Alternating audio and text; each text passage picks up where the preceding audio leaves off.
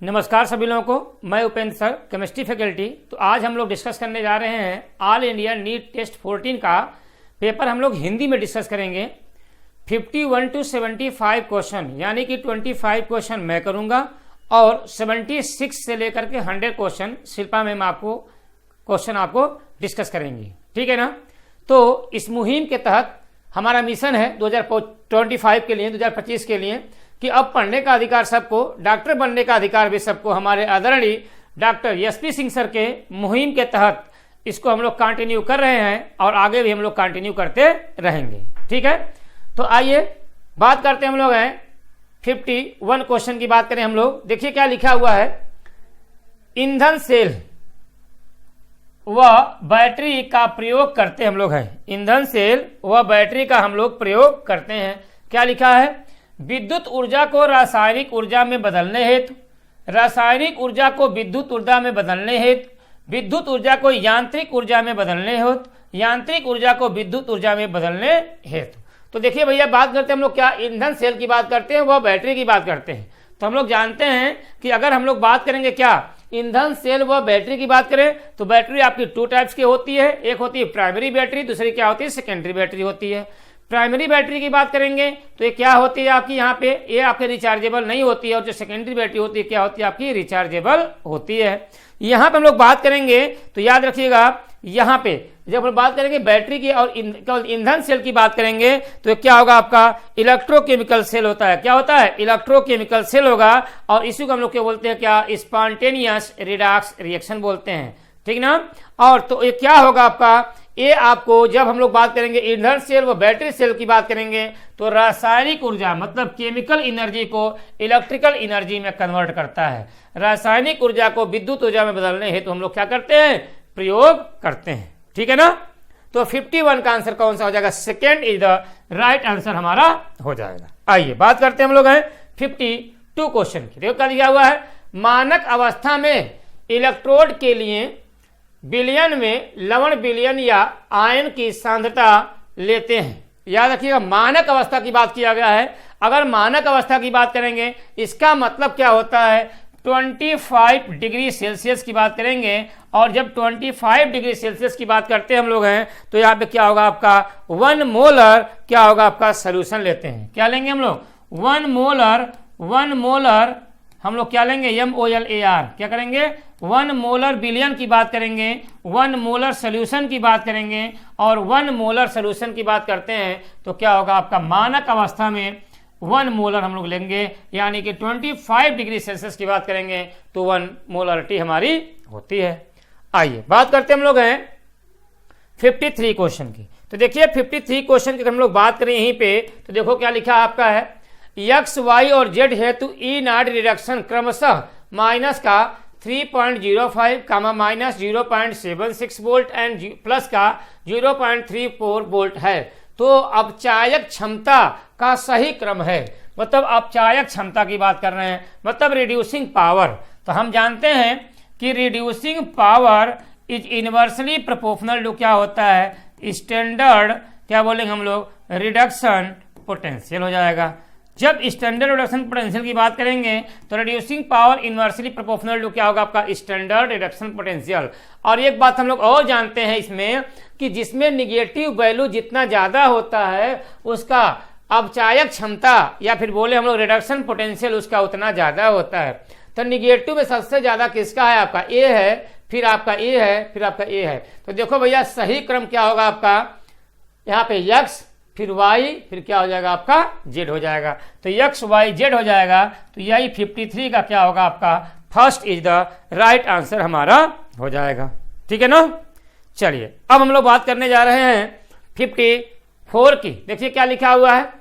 54 में एक इक्वेशन दी हुई है, इसकी वैल्यू ई नॉट की आपकी ये दिया हुआ 1.56 वोल्ट। दूसरा इक्वेशन दिया हुआ है, यहाँ दिया हुआ ई नॉट की वैल्यू 1.10 वोल्ट। तो तीसरा जो इक्वेशन आपका दिया हुआ CU plus 2Ag gives CU plus 2 plus क्या दिया है 2Ag है। तो विद्युत वाहक बल कितना होगा। तो अगर विद्युत वाहक बल की बात करें तो यहाँ पे अगर हम लोग इन दोनों को अगर हम लोग ऐड कर दें तो क्या होगा आपका, यही इक्वेशन बनेगी। लेकिन यहाँ समझने वाली बात यह है कि देखो CU प्लस 2 मतलब क्या है, CU plus 2 plus 2Ag plus gives क्या हो जाएगा आपका Cu प्लस का 2 प्लस क्या हो जाएगा आपका 2Ag। अब समझने वाली बात यह है कि Cu प्लस 2 देखिए आपके क्या है रिएक्टेंट के साइड में है, तो यहाँ पे क्या है आपका देखो यहाँ पे, लेकिन यहाँ पे Cu प्लस 2 सॉरी उल्टा हो गया, यहाँ पे हम लोग ऐसे करेंगे क्या होगा आपका Cu, आपसे क्वेश्चन दिया Cu प्लस Ag प्लस 2 दिया हुआ है, Ag 2Ag plus gives Cu plus का 2 प्लस क्या होगा आपका 2Ag। इसका मतलब क्या है Cu 0 से यहाँ पे क्या जा रहे हैं प्लस का 2 में, इसका मतलब यहाँ पे क्या होगा आपका ऑक्सीडेशन ऑक्सीकरण होगा, और Ag प्लस किस में जा रहा है Ag में, तो यहाँ पे क्या होगा आपका रिडक्शन। और यहाँ पे देखिए यहाँ पे आपका Cu कहाँ पे दिया है आपका इस इक्वेशन में, देखो यहाँ पे प्रोडक्ट की साइड में दिया हुआ है और Cu प्लस कहाँ दिया आपका रिएक्टेंट के साइड में, लेकिन यहाँ पे Cu प्लस कहाँ प्रोडक्ट के साइड में, यहाँ क्या दिया आपका रिएक्टेंट। तो इस इक्वेशन को हम लोग उल्टा कर दें, तो यहाँ पे जो ई नॉट सेल की वैल्यू पूछा जाएगा आपका विद्युत भाव ई नॉट सेल की वैल्यू हमसे पूछ रहा है, तो हम लोग क्या करें, हम लोग यहाँ पे देखिए 1.56 माइनस इसको माइनस कर दे 1.10 वोल्ट, तो जब इसको हम लोग घटाएंगे तो कितना आ जाएगा आपका यहाँ पे 0.46 क्या होगा आपका 0.46 वोल्ट हो जाएगा। तो यही हमारा क्या हो जाएगा आपका आंसर हो जाएगा 0.46 वोल्ट हो जाएगा। तो देखिए आंसर कौन सा होगा यहाँ पे 54 का second is the correct answer आपका हो जाएगा, ठीक है ना। चलिए अब हम लोग बात करने जा रहे हैं 55 का।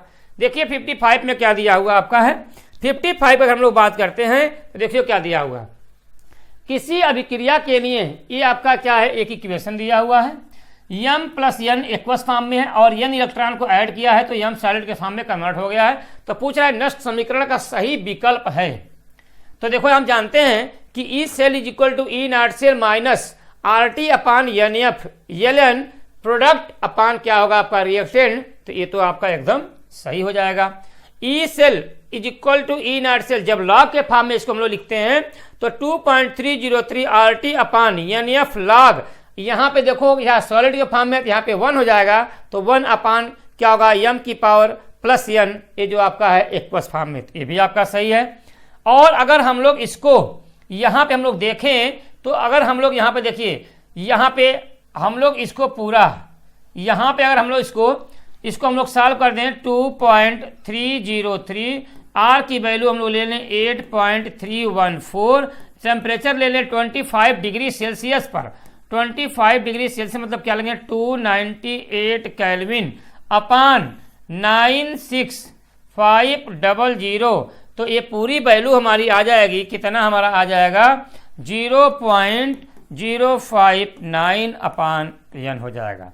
तो यही आपका क्या होगा आपका यहाँ पे E cell is equal to E not cell, तो क्या होगा आपका E cell is equal to E not cell plus 0.059 upon n log क्या होगा आपका, ये बस इसको ऊपर लेके चले जाएंगे तो यहाँ निगेटिव किसमें चल जाएगा आपका पॉजिटिव हो जाएगा। तो इसका मतलब क्या होगा आपका ये भी सही है, तो कौन से सभी आपके क्या होंगे आपके यहाँ पे करेक्ट हो जाएंगे। तो इसका मतलब क्या हुआ 55 का 4th is the correct answer हमारा हो जाएगा, ठीक है ना।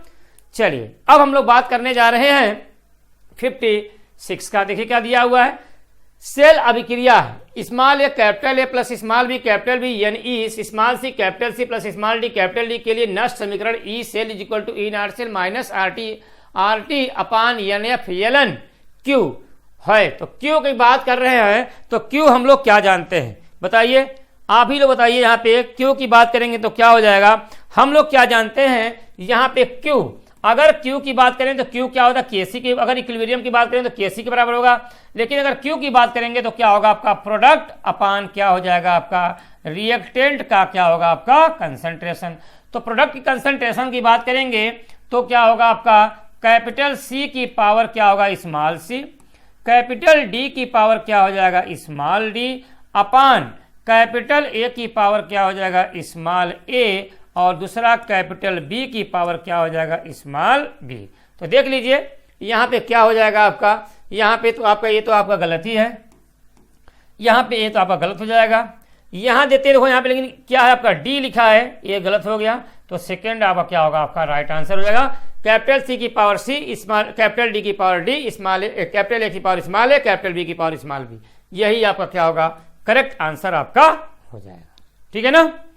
चलिए अब हम लोग बात करते हैं 57 की। देखिए क्या लिया हुआ है, विद्युत रासायनिक हेतु कौन सा विकल्प सत्य है, ये आपसे पूछा गया है। विद्युत रासायनिक हेतु तो हम जानते हैं क्या, यहां पे E cell is equal to क्या होता है, हम लोग बात करेंगे E not cell minus 0.059 upon N log क्या होता है, यहां बोलते हम लोग है प्रोडक्ट अपान क्या होगा आपका रिएक्टेंट हो जाएगा।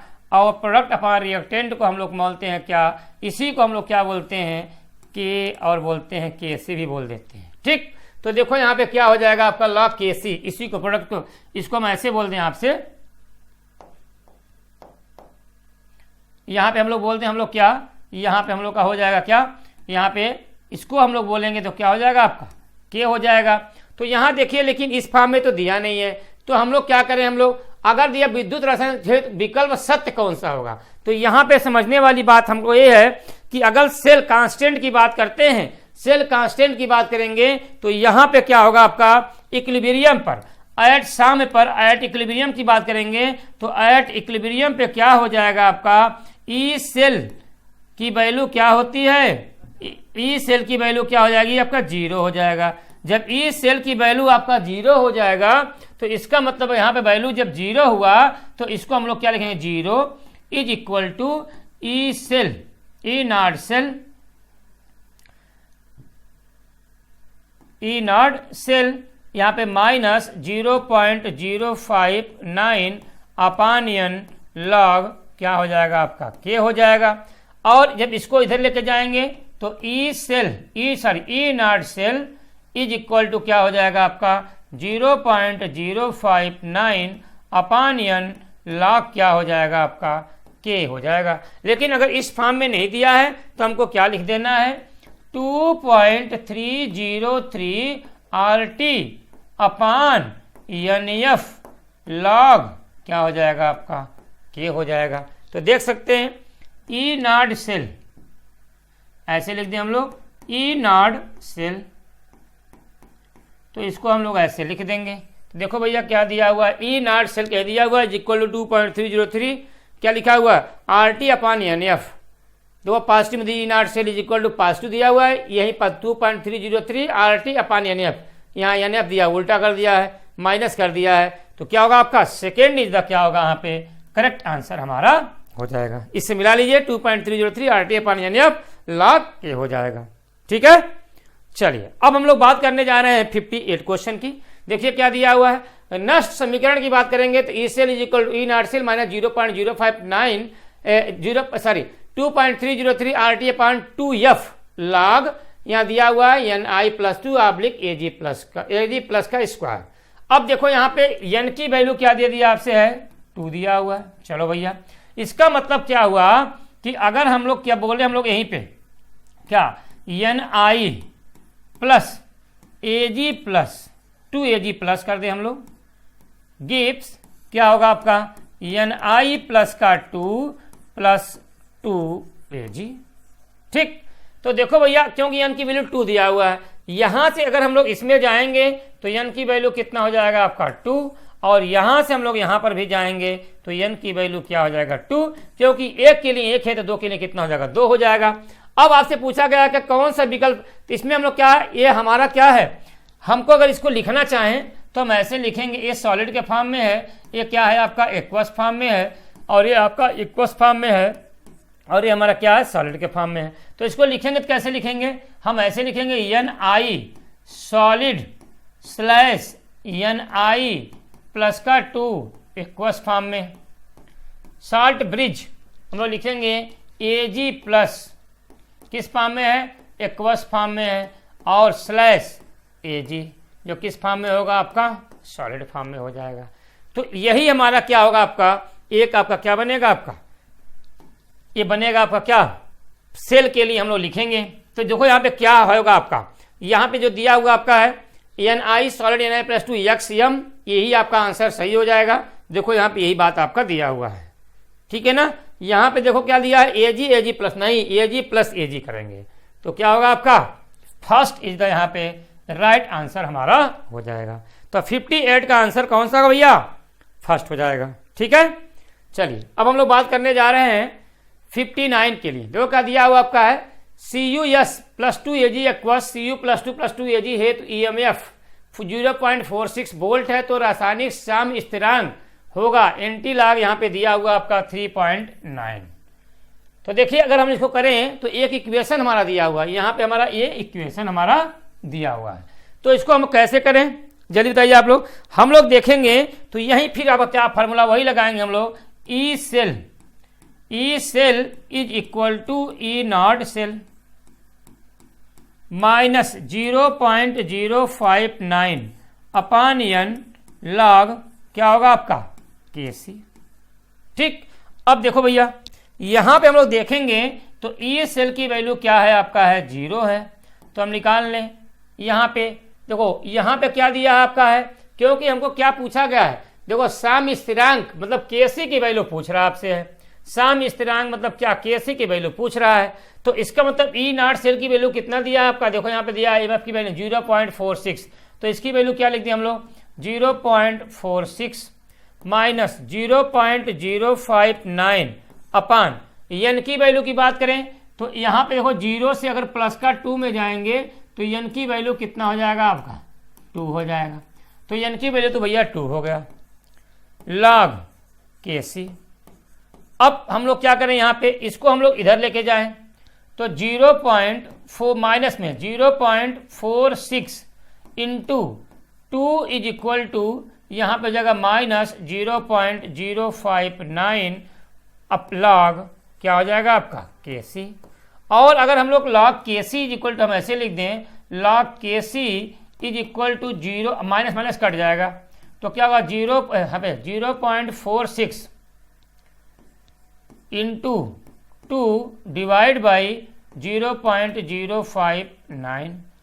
और जब इसको हम लोग क्या करें, हम लोग यहाँ पे देखिए इसको जब हम लोग वैसे लिखेंगे तो कितना आ जाएगा आपका 6 दूना 12 और 4 दूना 8 1 9, तो 0.92 अपान क्या होगा 0.059।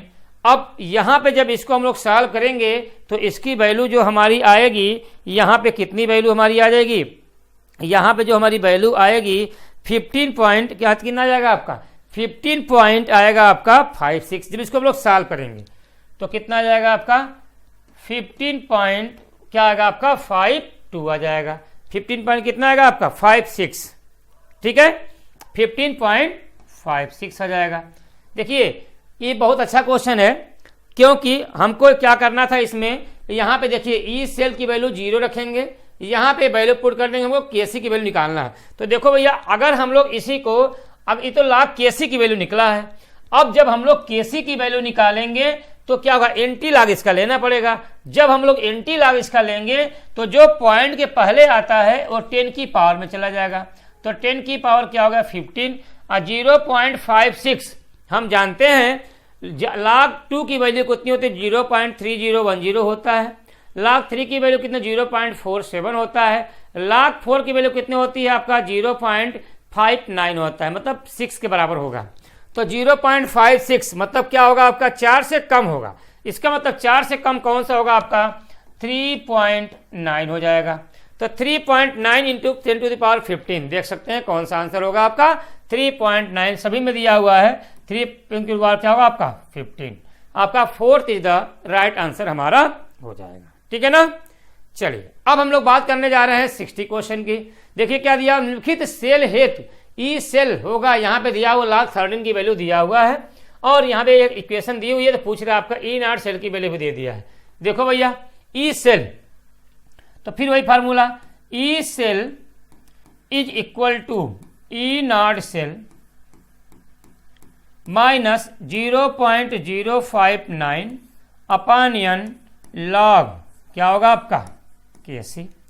अब देखो भैया यहां पर हम लोग बात करते हम लोग हैं तो कैसे हम लोग देखेंगे यहाँ पे, तो देखो ई सेल हमको निकालना है, देखो लिखा हुआ ई सेल पूछ रहा है, और ई नॉट सेल की वैल्यू दिया हुआ आपका 3.17 माइनस क्या होगा आपका 0.059 अपान एन की वैल्यू देखेंगे तो यहाँ पे देखो एन की वैल्यू 0 से प्लस का 2 में जा रहे हैं, तो एन की वैल्यू कितना हो जाएगा 2 हो जाएगा, 2 हो गया। लॉग यहाँ पे देखिए, अब यहाँ पे लॉग केसी, तो प्रोडक्ट अपॉन रिएक्टेंट, प्रोडक्ट की वैल्यू कौन सा होगा आपका, देखिए यहाँ पे 0.13 प्रोडक्ट अपॉन रिएक्टेंट, तो प्रोडक्ट में क्या होगा आपका, देखो यहाँ पे क्या बोलेंगे, प्रोडक्ट अपॉन रिएक्टेंट मतलब क्या, ऑक्सीडेशन, इसकी वैल्यू आ गई तो 0.130 अपान 0.0001 का क्या होगा आपका स्क्वायर हो जाएगा। अब इसको समझने वाली बात यह है कि अगर इसको हम ऐसे देखें तो 3.17 माइनस 0.059 अपान 2 लॉग, यहाँ देखिएगा इसको हम ऐसे लिख दें 0.130 अपान, इसको हम लोग ऐसे लिख दें क्या, देखो 4 दूना 8, तो देखो यहाँ पे क्या लिखा है 0.001, तो क्या होगा आपका 1 2 3 4, तो यहाँ पे कितना हो जाएगा आपका, अगर इसके पॉइंट को हम लोग हटाएंगे तो 8 हो जाएगा, ठीक है। तो हम लोग क्या लिख सकते हैं, हम लोग यहाँ पे 3, तो देखो ये लिख दें हम लोग क्या कि 1 × 10⁻1 2 3 4, तो माइनस का 8, और इसको हटाएंगे तो 10⁻³ ठीक। तो यहाँ पे देखिए, तो हम लोग देखेंगे तो इसको हम लोग अगर पॉइंट को इसके हटाएं हम लोग यहाँ पे, तो क्या होगा आपका 10⁻³ हो जाएगा। अब इससे इसको काट दीजिए, इसे काट दिया हम लोगों ने, तो कितना आपका आ गया, यहीं पे हम लोग का आ गया, यहाँ पे जो इसकी हमारी वैल्यू जो हमारी, ये वैल्यू जो हमारी आई वो क्या आ गई आपकी 130 × 10⁻⁻5 ठीक। अब देखिए यहाँ पे कितना था आपका -8 -3 5 हो गया, तो देखो 13 हमारी आई। अब यहाँ पे देखो log 13, इसका मतलब क्या करें हम लोग, यहाँ पे अगर हम लोग पॉइंट हम लोग यहाँ लगाएंगे तो यहाँ पे क्या होगा आपका 6 हो जाएगा, ठीक। तो भैया यहाँ पे क्या होगा 6, तो यहाँ पे क्या करें हम लोग 3.0, अगर हम लोग पॉइंट यहाँ लगाते हैं तो यहाँ पे क्या करें हम लोग इंटू 10, यहाँ लिखें 10⁻, देखो यहाँ पे अगर इसको हम लोग हटाएं तो इंटू 10 × 10, तो 10 काटेंगे, तो अब यहाँ पे देखो तो 10 मतलब क्या, अच्छा 4 हो जाएगा ना, यहाँ पे देखो क्या करें हम लोग, इसको पॉइंट लगाना है तो 10 अपान 10, तो अगर हम लोग 10 से डिवाइड करेंगे तो क्या करना पड़ेगा हमको, यहाँ पे 10⁻⁻5, और जब इसको हम लोग देखेंगे कि यहाँ पे log 13 की वैल्यू कितना दिया 1.11, तो अगर हम लोग 1.11 देख रहे हैं, इसका मतलब क्या हो जाएगा आपका, हम लोग इसको समझेंगे तो यहाँ पे आपकी जो वैल्यू हमारी आ जाएगी, यहाँ पे क्या आएगा आपका वो 13 × 10⁻⁻5। अब समझने वाली बात यह है कि 3.17 यहाँ पे जो आपका दिया था, और इसको हम लोग कर दें तो देखो भैया 3.17 माइनस इसको कर दीजिए 0.029, और यहाँ पे देखो log 13 की वैल्यू कितना दिया आपका है 1.1, और यहाँ पे देखो यहाँ पे 13 × 10⁻⁻5, तो log a × b क्या होता है, log a + log b होता है। तो log 13 की वैल्यू कितना दिया आपका है, यहाँ पे इंटू क्या होगा आपका 1.11, और 10⁻⁻5, तो यहाँ पे क्या होगा आपका इंटू -5 log बेस 10 की पावर 10, यहाँ पे इसकी वैल्यू कितना हो जाएगा 1 हो जाएगा। तो जब इसको हम लोग सॉल्व करेंगे तो यहाँ पे जो हमारी जो वैल्यू आएगी, यहाँ माइनस माइनस प्लस हो जाएगा, तो जब यहाँ पे जब इसको हम लोग सॉल्व करेंगे 1.11 × 10⁻⁻5, और इसको हम लोग क्या इसमें मल्टीप्लाई करेंगे, और यहाँ पे 3 से क्या करें हम लोग इसको हम लोग ऐड कर दें, तो कितनी वैल्यू जो हमारी आएगी वो कितनी वैल्यू हमारी आ जाएगी, आपका कितना आएगा 2.96 वोल्ट के बराबर हो जाएगा। थोड़ा सा कैलकुलेटिव था, यहाँ पे हमको समझना था और फिर जाके हमको इसका आंसर निकालना था, ठीक है ना, बोलिए। चलिए आइए बात करते हैं 61 का। देखिए क्या दिया है, धातु x, y व z के लिए मानक अपचयन विभव क्रमशः ये दिया हुआ है। तो पूछ रहा है आपसे क्या कि सक्रियता का बढ़ता क्रम है। तो सक्रियता हम लोग जानते हैं कि रिएक्टिविटी मतलब बोले हम लोग सक्रियता सक्रियता की बात करेंगे तो सक्रियता is inversely proportional to standard क्या बोलेंगे रिडक्शन पोटेंशियल, क्या बोलेंगे मानक अपचयन विभव, स्टैंडर्ड क्या बोलेंगे हम लोग reduction potential, standard reduction potential. ठीक, अब देखो भैया तो यहां फिर वही बात आ जाएगी कि जहां पे निगेटिव वैल्यू जितना ज्यादा उसका रिडक्शन पोटेंशियल उतना ज्यादा होगा। तो बढ़ता हुआ क्रम पूछ रहा है तो इसका तो सबसे ज्यादा हो गया, मतलब क्या बी क्या बोला वाई का सबसे ज्यादा, और वाई का इसी में क्या है आपका सबसे ज्यादा, उसके बाद पॉजिटिव में कम और फिर सबसे ज्यादा पॉजिटिव में जिसका सबसे कम हो जाएगा। तो यहाँ पे x की वैल्यू सबसे कम और y की वैल्यू सबसे ज्यादा हो जाएगा। तो 61 का कौन सा होगा आपका second is the right answer हमारा हो जाएगा। ठीक है, चलिए अब हम लोग बात करने जा रहे हैं 62 का।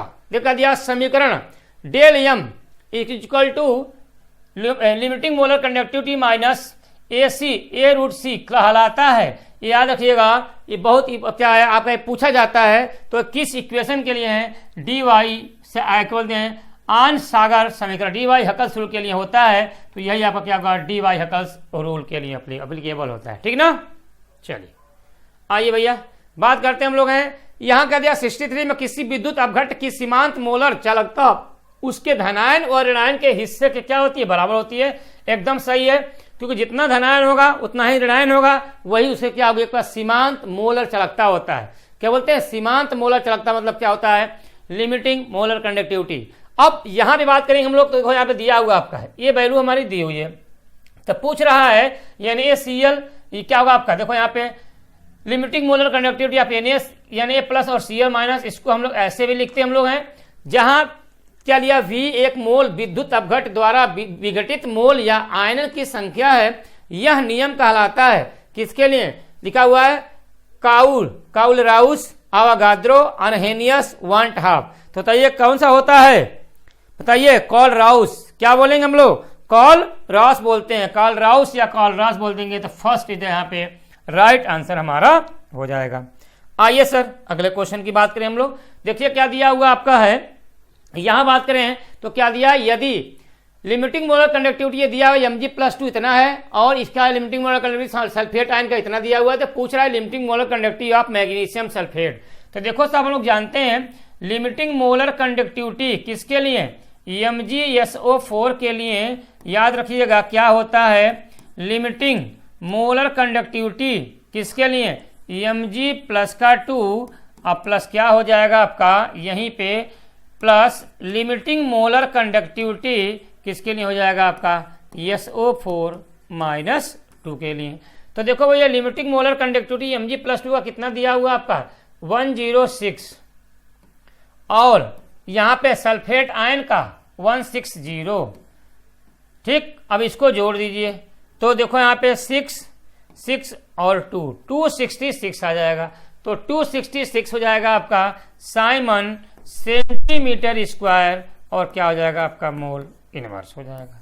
तो यही हमारा करेक्ट आंसर हो जाएगा। 64 का आंसर कौन सा हो जाएगा, first is the correct answer हमारा हो जाएगा। ठीक है, बोलिए सॉरी माफ करिएगा 64 का करेक्ट आंसर कौन सा होगा आपका फर्स्ट आंसर। आइए बात करते हैं हम लोग हैं 65। तो देखो भैया 65 की बात करेंगे तो देखिए यहाँ पे क्या दिया हुआ है, दिया है लिमिटिंग मोलर कंडक्टिविटी किसके लिए NaCl HCl और ये आपका सोडियम एसीटेट की बात करेंगे है। तो ये वैल्यू दिया हुआ है तो पूछ रहा है एसिटिक एसिड की मोलर कंडक्टिविटी क्या होगी। हमको क्या निकालना है एसिटिक एसिड का मोलर कंडक्टिविटी,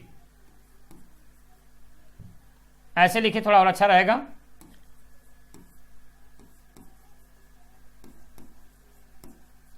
तो देखो भैया यहां पे क्या होगा आपका, इसके लिखेंगे तो लिमिटिंग मोलर कंडक्टिविटी किसके लिए CH3COO माइनस और आपका क्या हो जाएगा आपका प्लस, यहां लिखेंगे लिमिटिंग मोलर कंडक्टिविटी किसके लिए H+ आयन।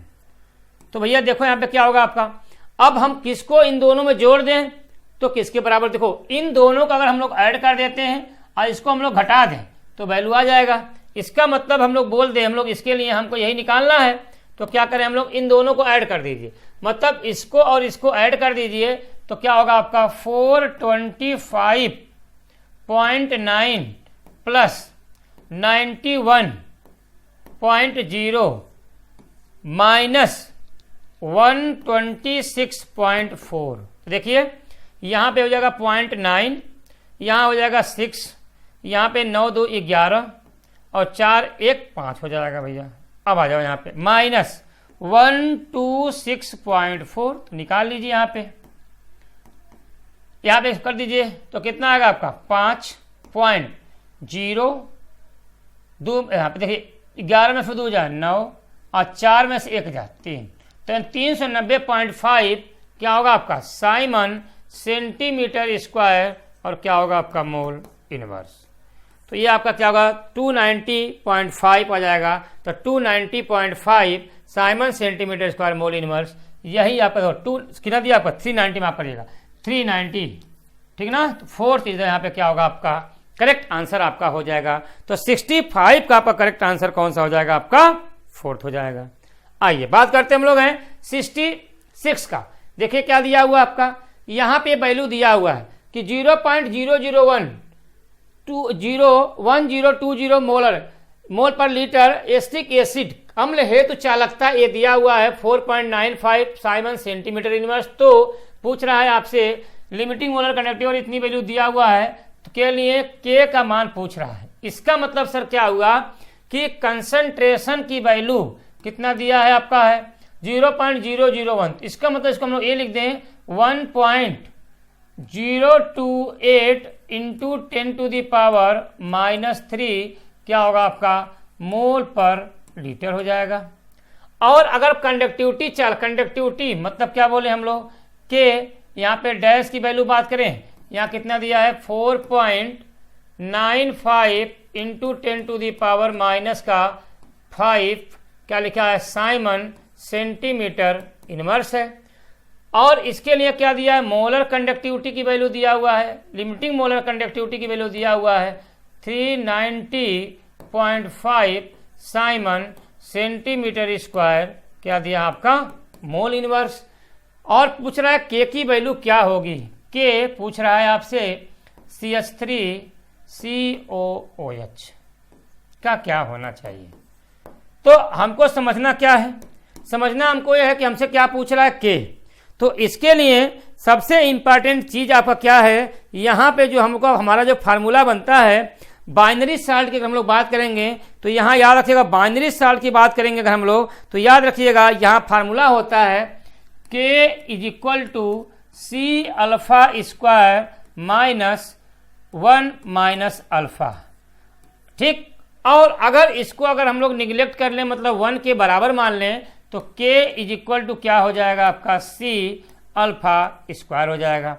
यहाँ पे C = अगर अल्फा की वैल्यू बात करें तो अल्फा क्या होगा आपका, यहीं पे समझने वाली बात यही है कि अल्फा की वैल्यू क्या होगी। तो अल्फा क्या होगा आपका लेमडा, क्या बोलेंगे लेमडा, यहाँ पे सॉरी क्या होगा आपका C ब्रैकेट में क्या होगा आपका मोलर कंडक्टिविटी, मतलब क्या होगा आपका लेमडा एम कंसंट्रेशन अपान यहाँ पे क्या हो जाएगा आपका infinite dilution of molar conductivity, यहाँ पे क्या होगा आपका इनफाइनाइट डाइल्यूशन ऑफ क्या सॉरी लिमिटिंग मोलर कंडक्टिविटी का क्या हो जाएगा यहाँ पे स्क्वायर हो जाएगा। अब अगर हमको ऐसे हम समझें तो यहाँ पे क्या होगा आपका, यहाँ पे अब ये क्या होगा मोलर कंडक्टिविटी है कंसंट्रेशन, तो मोलर कंडक्टिविटी इक्वल टू क्या होता है आपका, इसको थोड़ा सा हम ऐसे लिख दे तो और अच्छा रहेगा। यहाँ पे लिखे हम लोग मोलर कंडक्टिविटी कंसंट्रेशन अपान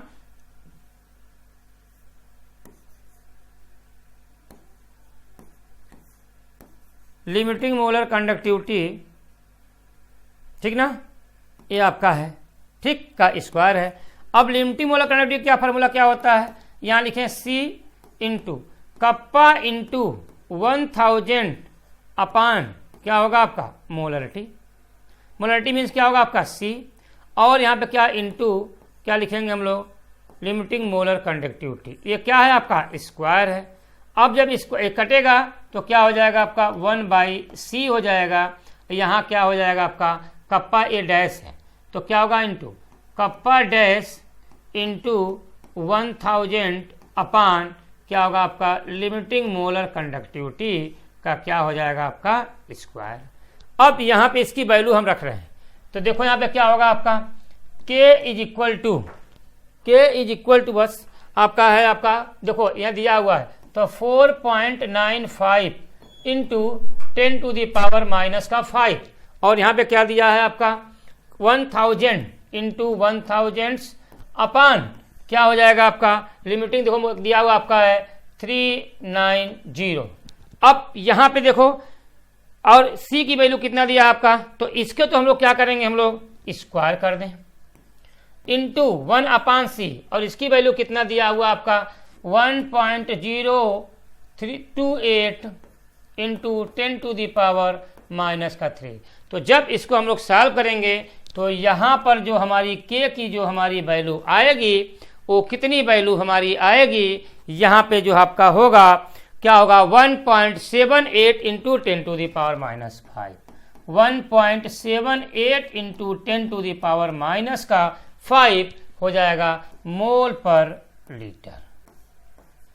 यही हमारा क्या होगा आपका फर्स्ट देखो 1.78 इंटू 10⁻⁻5 मोल पर लीटर जाएगा। थोड़ा सा कैलकुलेटिव था, हमको मेन क्या करना था, हमको यहाँ से इसको समझना था, फिर हमको ये फार्मूला निकाल के इसमें हमको वैल्यू सॉल्व करनी थी।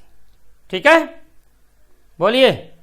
चलो भैया आइए 67 की बात करें। देखिए क्या दिया आपका है, यह दिया विभिन्न विद्युत अपघट्ट विलयनों द्वारा समान आवेश प्रवाह होने पर आदर्श की मात्रा पदार्थ के तुल्यांकी भार के समानुपाती होता है।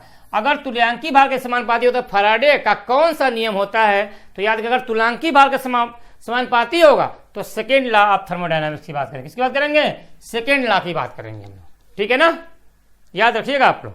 ठीक है, चलिए अब हम लोग बात करते हैं, हम लोग हैं यहाँ 68 की। देखो कहिए 1 मोल इलेक्ट्रॉन के लिए लगभग कितना आवेश होगा, तो 1 मोल इलेक्ट्रॉन की बात कर रहे हैं, तो 1 मोल इलेक्ट्रॉन की बात करेंगे तो क्या होता है 96487 होता है। लेकिन अगर इसको हम लोग मानते हैं तो क्या लिखेंगे 96500 कूलाम के बराबर होता है। तो देख सकते हैं 96500 कूलाम के बराबर हो जाएगा। तो 96500 यही आपका क्या होगा, third is the correct answer हमारा हो जाएगा। तो 68 का क्या होगा आपका third is the right answer हमारा हो जाएगा। आइए बात करते हैं 69 क्वेश्चन की। 1 मोल ये दिया हुआ आपका संग्रहण के लिए कितने फैराडे चाहिए होंगे, तो याद रखिएगा इसके लिए हम लोग जानते हैं कि gram equivalent is equal to क्या होगा आपका ग्राम इक्विवेलेंट। इसका मतलब क्या होगा आपका यक्स into Faraday is equal to क्या होगा आपका मोल इंटू क्या बोलेंगे हम लोग valency factor, mole into valency factor. और यहां पे बात करें हम लोग यक्स फैराडे मोल इंटू किसके लिए, अगर हम लोग सोडियम की बात करें तो सोडियम का मोल कितना, देखो सबके लिए मोल एक ही दिया है, तो 1 इंटू वैलेंसी फैक्टर यहाँ पे कितना होगा आपका 1 हो जाएगा। तो कितना होगा आपका 1 फैराडे के बराबर हो जाएगा। किसके लिए निकाले हम लोग हैं, सोडियम के लिए। ठीक, और यहीं पे अगर हम लोग मैग्नीशियम की बात करेंगे तो 1 इंटू 2 हो जाएगा, मतलब 2 फैराडे के बराबर हो जाएगा। अगर हम लोग एल्युमिनियम की बात कर रहे हैं, किसकी बात कर रहे हैं, एल्युमिनियम की, तो क्या होगा 1 इंटू 3 हो जाएगा, तो 3 फैराडे के बराबर हो जाएगा। इसका मतलब सोडियम, मैग्नीशियम और एल्युमिनियम की बात कर रहे हैं तो 1 फैराडे, 2 फैराडे और क्या होगा तो 3 फैराडे के बराबर हो जाएगा। तो देख सकते हैं कौन सा आंसर होगा 1 2 3, यही आपका third is the right answer हो जाएगा। ठीक है, बोलिए। आइए बात करते हैं हम लोग हैं 70 क्वेश्चन की। क्या दिया आपका है, सोडियम, मैग्नीशियम, एल्युमिनियम के प्रत्येक का कितना द्रव्यमान क्रमशः उसके विद्युत अपघट्यों लवणों से 1 फैराडे आवेश प्रवाहित करने पर कैथोड पर जमा होगा। तो सब क्या पूछ रहा है, द्रव्यमान पूछ रहा है, मतलब क्या वेट पूछने दिया। अगर वेट पूछ लिया तो फिर वही बात करेंगे हम लोग क्या, gram equivalent is equal to क्या होगा आपका ग्राम इक्विवेलेंट हो जाएगा। और एक बात हम लोग जानते हैं, यहीं पे हम लोग हैं कि अगर हम लोग यही बात करें तो यहाँ पे याद रखिएगा कि अगर हम लोग बोले यहाँ पे तो क्या होगा आपका, ये किसके लिए होता है, इलेक्ट्रोलाइट के लिए। इलेक्ट्रोलाइट की बात करेंगे और ये किसके लिए होता है, चार्ज के लिए होता है। किसके लिए होगा आपका, चार्ज मीन्स आवेश के लिए। अब देखिएगा यहां बोलेंगे इलेक्ट्रोलाइट की तो क्या बोलेंगे, वेट अपान इक्विवेलेंट वेट, मतलब क्या होगा आपका, weight upon equivalent weight is equal to charge, मतलब एक फैराडे दिया हुआ है तो 1 हो जाएगा, तो वेट इज इक्वल टू क्या होगा आपका, इक्विवेलेंट वेट हो जाएगा। इसका मतलब इक्विवेलेंट वेट क्या होता है, मॉलिक्यूलर वेट अपन बैलेंसी फैक्टर हो जाएगा। तो अगर इक्विवेलेंट वेट की बात करेंगे तो क्या हो जाएगा आपका, मॉलिक्यूलर वेट अपान क्या हो जाएगा आपका, बैलेंसी फैक्टर। तो यहाँ पे साफ समझने वाली बात यह है कि क्या होगा आपका, किसके लिए निकालना है, सोडियम के लिए। तो सोडियम के लिए बोला जाए आपसे W, किसके लिए, सोडियम के लिए। तो क्या होगा, वेट अपान इक्विवेलेंट वेट, मतलब 23 डिवाइड बाई 1, तो कितना आएगा आपका 23। अगर वेट किसे निकालेंगे, मैग्नीशियम के लिए, तो 24 डिवाइड बाई 2 कितना आ जाएगा 12। और वेट किसके लिए निकालेंगे, एल्युमिनियम के लिए, सॉरी किसके लिए, एल्यूमिनियम के लिए, तो क्या होगा आपका 27 डिवाइड बाई 3, तो कितना आ जाएगा आपका 9। देख लीजिए तो क्या होगा आपका 23 ग्राम, 12 ग्राम और क्या होगा आपका 9 ग्राम हो जाएगा। तो देख सकते हैं 23, 12 और 9 ग्राम, तो ये क्या होगा आपका फर्स्ट, यहाँ पे राइट आंसर हो जाएगा। तो 70 का आंसर कौन सा होगा आपका, फर्स्ट हो गया। ठीक है, चलिए अब हम लोग बात करने जा रहे हैं किसकी, 71 की। देखिए क्या दिया, NaCl के जलीय विलयन के विद्युत अपघटन पर मिलेगा तो NaCl का जलीय विलयन की बात कर रहे हैं। तो एक क्या होगा आपका NaCl, जो आपका NaCl है जो एक्वस फॉर्म में है, इसका मतलब इसमें हम लोग H2O मिलाए हैं। तो अगर हम लोग H2O मिलाए हैं तो इसका मतलब क्या हुआ कि अगर H2O मिलाएंगे तो कैथोड और एनोड पर क्या बनेगा। तो यार ये समझना हमको है कि कैथोड मतलब क्या होगा, कैथोड और आपका एनोड, कैथोड ये क्या होगा आपका एनोड। कैथोड पे क्या होता है, क्या होगा आपका, कैथोड पे क्या होगा आपका निगेटिव या पॉजिटिव, तो कैथोड पे क्या होता है हमारा निगेटिव और एनोड पे क्या होता है पॉजिटिव। तो इस पे क्या होगा आपका पॉजिटिव, यहाँ पे क्या होता है आपका निगेटिव। तो यहाँ पे अगर कैथोड पे निगेटिव होगा इसका मतलब क्या होगा आपका, यहाँ पे Na प्लस और H प्लस, तो यहाँ पे Na प्लस और H प्लस अगर मिलेंगे तो यहाँ याद रखिएगा Na प्लस और H प्लस आयन मिलेंगे और यहाँ पे क्या आ जाएगा आपका Cl minus and OH minus ion. तो यहाँ पे बताइए पूछेगा कि अगर इलेक्ट्रोकेमिकल सीरीज में इसकी वैल्यू ज्यादा है इसकी वैल्यू कम है, इसका मतलब क्या हुआ कि अगर इसकी वैल्यू ज्यादा है और यहाँ पे OH की वैल्यू ज्यादा है तो कौन प्रेसिपिटेट देगा, यहाँ पे क्या होगा कैथोड पे H2 हमारा मिल जाएगा और एनोड पे क्या बन जाएगा आपका Cl2। तो देखो कैथोड पे क्या होगा आपका H2 गैस और एनोड पे क्या बनेगा आपका Cl2 गैस। तो देख सकते हैं 71 का कौन सा आंसर होगा आपका, यहाँ पे third is the right answer हो जाएगा। ठीक है, चलिए अब हम लोग बात करने जा रहे हैं 72 का। देखो क्या दिया, वो क्या है, प्राथमिक बैटरी हेतु कौन सा विकल्प सही नहीं है। देखो भैया रासायनिक अभिक्रिया सिर्फ एक बार होगी, एकदम सही है। प्राथमिक बैटरी की बात करते हैं तो नॉन रिचार्जेबल होती है, चार्ज नहीं कर सकते हैं। और प्राथमिक बैटरी की बात करेंगे तो यहाँ पे ड्राई सेल भी होता है, मरकरी सेल भी होते हैं। यहाँ पे बात करें हम लोग तो एक बार प्रयोग करने के बाद बेकार हो जाती है, एकदम सही है आपका है। एक बाहर की हुई प्राथमिक बैटरी पुनः उपयोग नहीं हो सकती है, एकदम सही है। सर्वाधिक लोकप्रिय सेल फैराडे सूक्ष्म सेल है। तो देखो यहाँ पे सूक्ष्म सेल तो आपका सही है लेकिन फैराडे की बात करेंगे कि आपका गलत हो गया। तो यही क्या होगा आपका सही, आपका नहीं है। किसके लिए, प्राथमिक बैटरी के लिए। ठीक है ना, चलिए तो यही हमारा क्या होगा आपका सही नहीं होगा। तो ये तो हमारा सही है लेकिन ये हमारा क्या होगा आपका गलत हो जाएगा। आइए 73 देखिए, लेड संग्रहित बैटरी हेतु असत्य कथन है, असत्य पूछ दिया है। देखो भैया एनोड शुद्ध स्पंजी लेड प्लेट से बनी होती है, एकदम सही है, स्पंजी प्लेट से ही बनी हुई होती है। ठीक, पहली बात। कैथोड लेड की ग्रिड के साथ PbO2 से मिलकर बनी हुई, एकदम सही है। अगर ग्रिड की बात करेंगे तो PbO2 से मिलकर बना होता है। एनोड अभिक्रिया Pb plus SO4 minus 2 gives PbSO4 plus 2 electron, ये भी आपका सही है। और कैथोड की बात करेंगे तो PbO2 plus SO4 minus plus H plus ion plus 2 electron PbSO4 plus 2H2, ये भी आपका सही है। यहाँ दिया है बैटरी चार्ज करने हो तो कैथोड पर PbPbSO4 में नहीं भैया, PbSO4 किस में चेंज होता है, Pb में चेंज होता है। यही आपका क्या होगा, आपका गलत हो गया। और एनोड पर PbO2 किस में चेंज होता है, PbSO4 में नहीं, क्या होगा आपका PbSO4 किस में चेंज होगा, आपका PbO में। ठीक, यही आपका क्या हो जाएगा, आपका असत्य हो जाएगा। तो 73 का कौन सा होगा, fourth is the right answer हो जाएगा। आइए बात करते हैं हम लोग हैं यहां पर 74 क्वेश्चन का। तो 74 क्वेश्चन की बात करें तो कॉलम दिया हुआ सही मिलान करना है। तो दिया हुआ आपका है कि क्या के चालकता की बात करेंगे तो चालकता क्या होती हमारी है, चालकता क्या होगा, साइमन क्या होता है, मीटर इनवर्स होता है। जी की बात करेंगे संवाहकता की बात करेंगे तो क्या होता है आपका, बताइए, साइमन के बराबर होता है। प्रतिरोधकता की बात करेंगे तो ओम मीटर होता है। तो मिला सकते हैं आप क्या, फर्स्ट का सेकेंड, सेकेंड का थर्ड, फर्स्ट का सेकेंड, सेकेंड का थर्ड, यही आपका हो जाएगा क्या, सही। ठीक है, तो 74 का आंसर कौन सा का, second is the right answer हमारा हो जाएगा। ठीक है ना भैया। चलो अब हम लोग बात करने जा रहे हैं 75 का। तो देखो क्या पूछा गया, ई नाट सेल और क्या पूछा गया आपका सर, जी नाट सेल और ई नाट सेल में के मध्य सही संबंध है।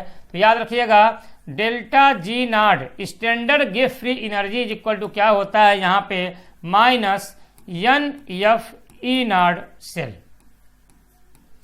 और ये हमारी बात करेंगे, यही हमारा स्टैंडर्ड फॉर्म होता है। ऐसी से हम लोग देखते हैं क्या कि delta G not equal to minus NF E not cell होता है। तो आपका second is the right answer हमारा हो जाएगा। ठीक है ना।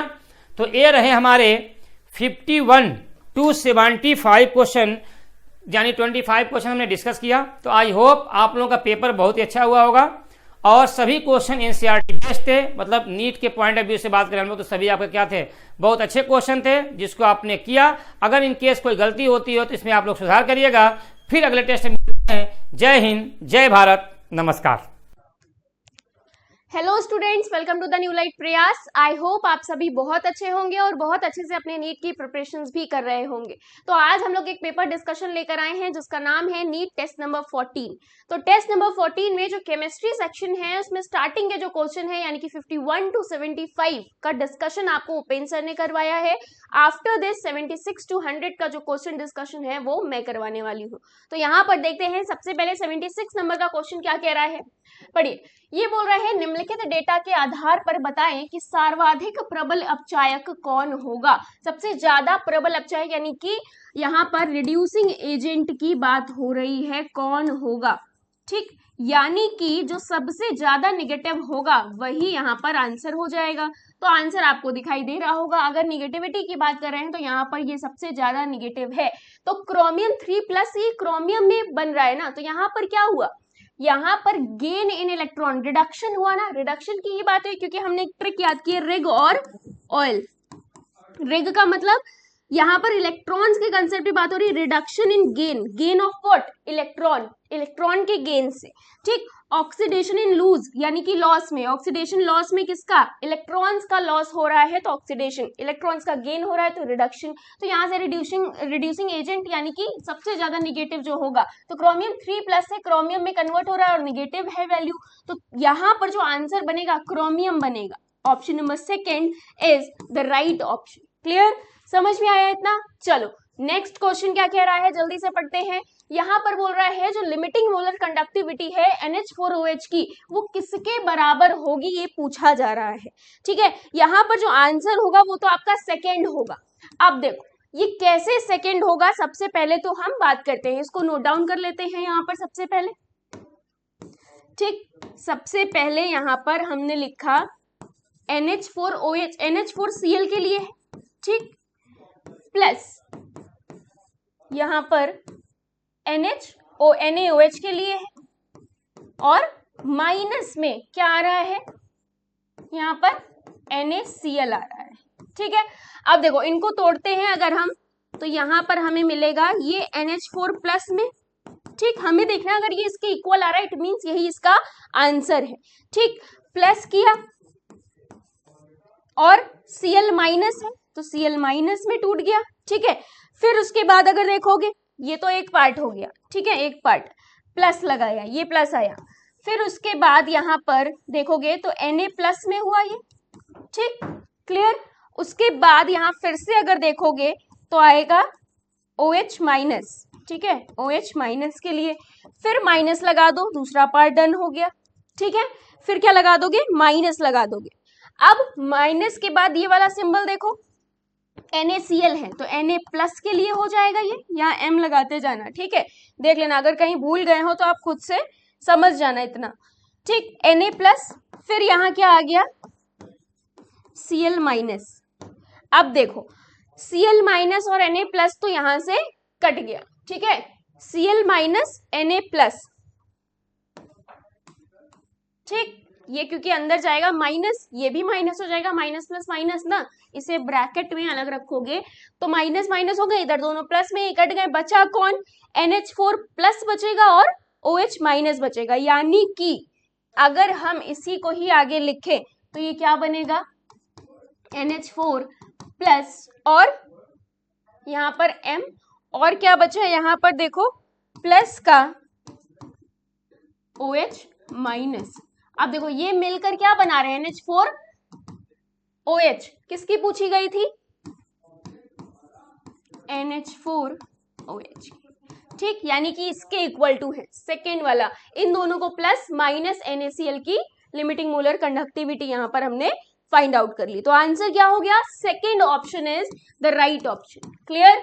नेक्स्ट 78 नंबर का क्वेश्चन कथन और कारण टाइप का है। कथन कह रहा है निष्क्रिय इलेक्ट्रोड के तौर पर हम प्लैटिनम या Au यानी कि गोल्ड को प्रयोग कर सकते हैं। निष्क्रिय का मतलब क्या है, रिएक्टिव नहीं है, ठीक। तो यहाँ पर नॉन रिएक्टिव के तौर पर हम जो इलेक्ट्रोड यूज करते हैं वो प्लैटिनम और कौन सा यूज करते हैं, गोल्ड यूज करते हैं, ठीक है।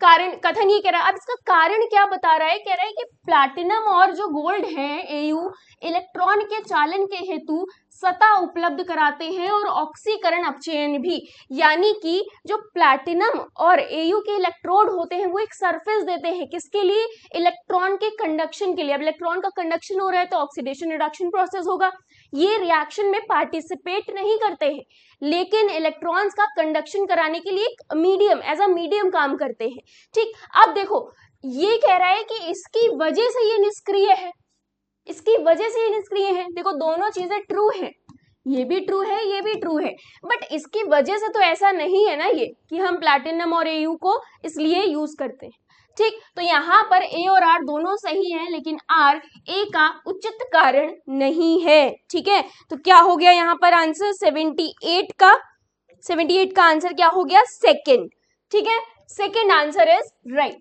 बाकी के ऑप्शन यहाँ पर गलत हो जाएंगे, क्लियर।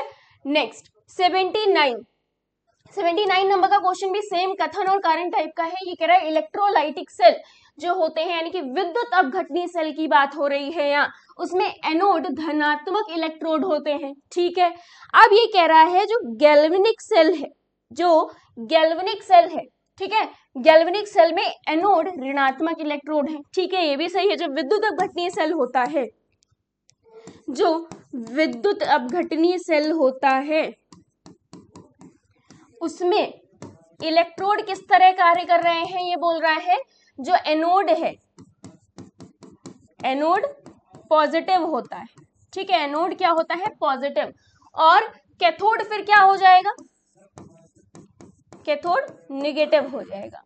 गैल्वेनिक सेल में एनोड ऋणात्मक होता है, दोनों ही ट्रू है, बट क्या इसके कारण ऐसा होता है, नहीं, दोनों बातें अलग अलग है, सही तो है, गैल्वेनिक सेल अलग, विद्युत अपघटनीय सेल अलग, दोनों बातें सही हैं लेकिन इसकी सही व्याख्या नहीं कर रहा है ये, ठीक है। तो यहाँ पर भी option number 2 is the right answer, ठीक है, समझ आ गया इतना। चलो नेक्स्ट 80 नंबर का क्वेश्चन देखते हैं।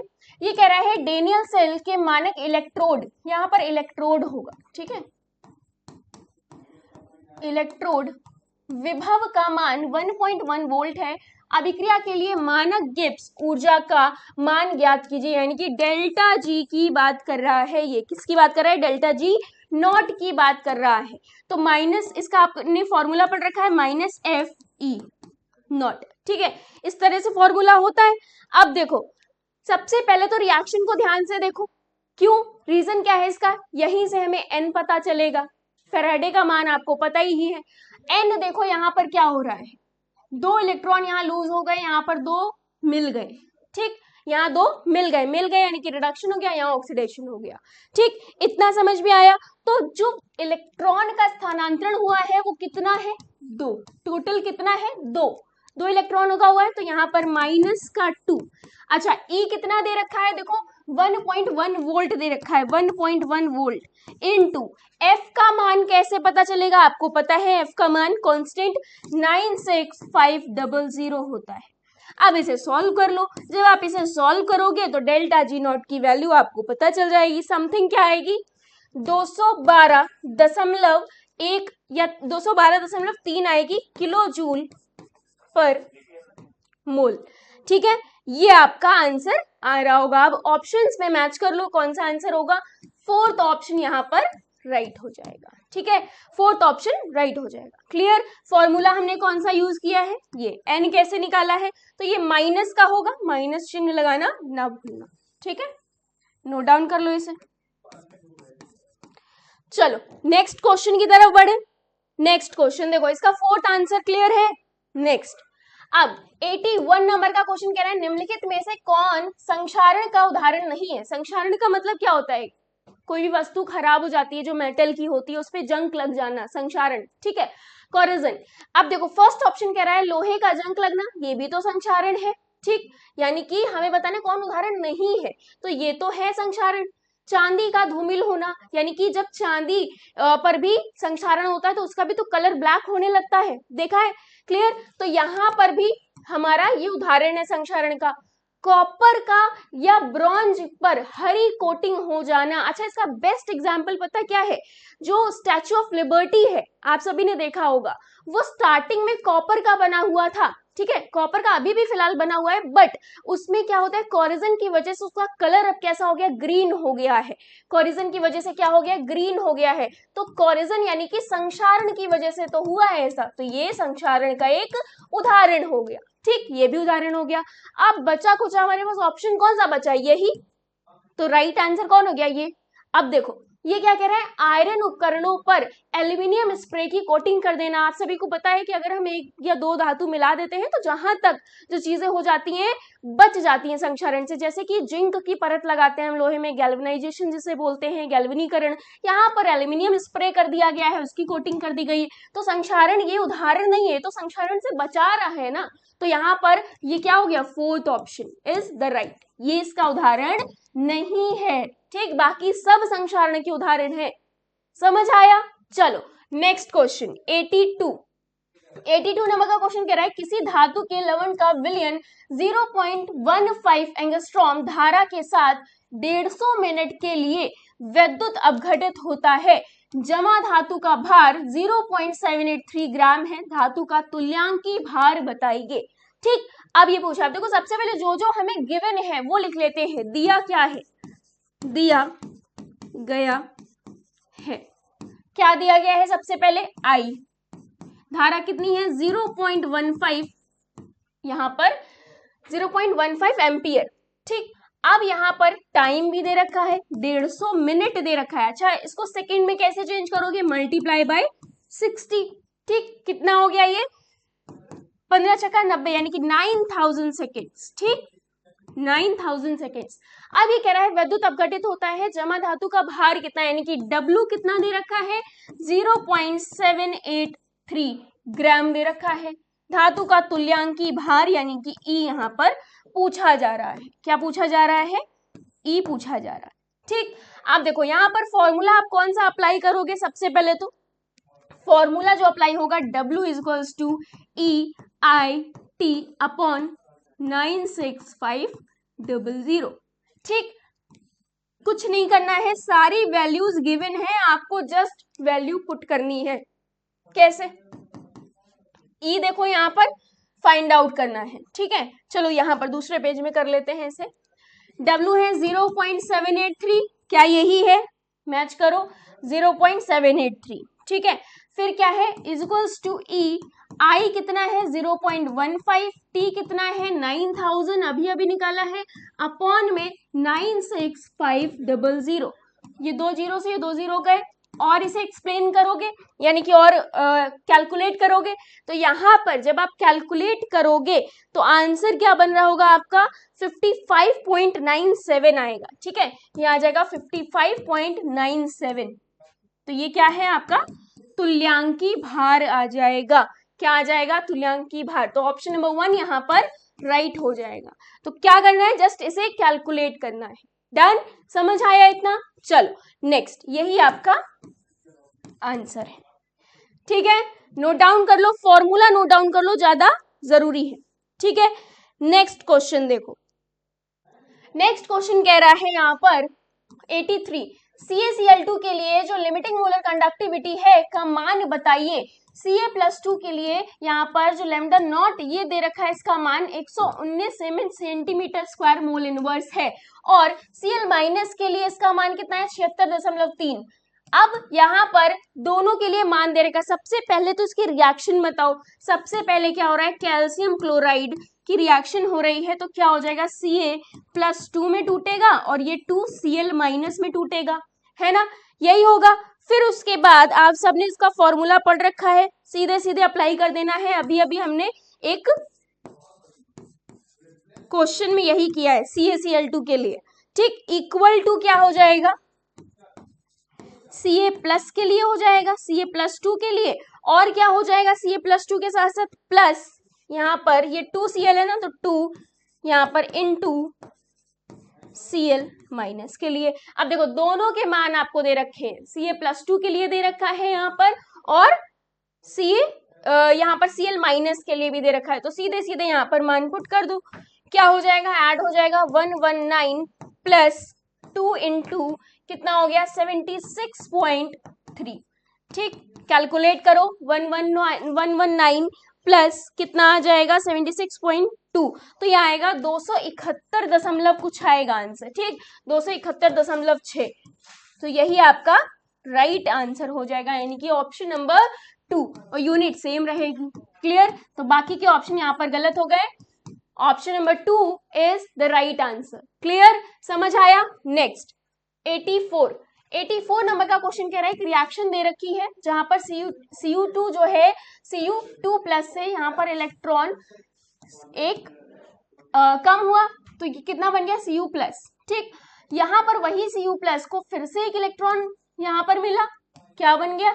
Cu। ठीक, नॉर्मल अपने सॉलिड स्टेट में आ गया इस तरह से।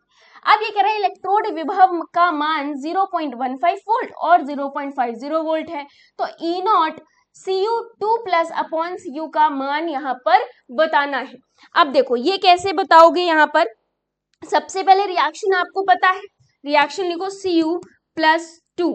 ठीक है, रिएक्शन आप लिख रहे हो Cu+2 और रिएक्शन में E-। ठीक, अब देखो यहां पर सबसे पहले क्या हुआ? Cu+ में कन्वर्ट हुआ, ये है ना? रिएक्शन देखते जाओ, Cu+ में कन्वर्ट हुआ और एक इलेक्ट्रॉन यहां पर निकला। ठीक, अब देखो इलेक्ट्रॉन ऐड हुआ। अब इसके बाद यही चीज फिर से अगर हमने एक इलेक्ट्रॉन निकाला तो ये Cu में कन्वर्ट हो गया सॉलिड में।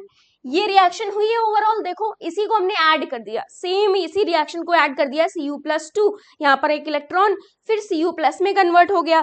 फिर यही इलेक्ट्रॉन माइन यहाँ पर क्या हुआ, ये और यहाँ पर ऐड हुआ, इलेक्ट्रॉन मिला, तो ये Cu सॉलिड में कन्वर्ट हो गया। अब देखो यहाँ पर 3 प्रोसेस हुए हैं। कौन कौन सा प्रोसेस हुआ है? सबसे पहले अगर हम इस प्रोसेस की बात करें, ठीक, दूसरी चीज ये प्रोसेस हुआ है, और तीसरा ये प्रोसेस हुआ है। ठीक, तीनों के लिए n का मान अगर देखें, ये क्या है? E1 है। ठीक, अभी क्यों बता रहे हैं, ऐसा क्यों है? ये E1 है, ये E2 है, और ये पूरा जो है ये E3 है। ठीक है, E1 E2 E3 समझ में आया?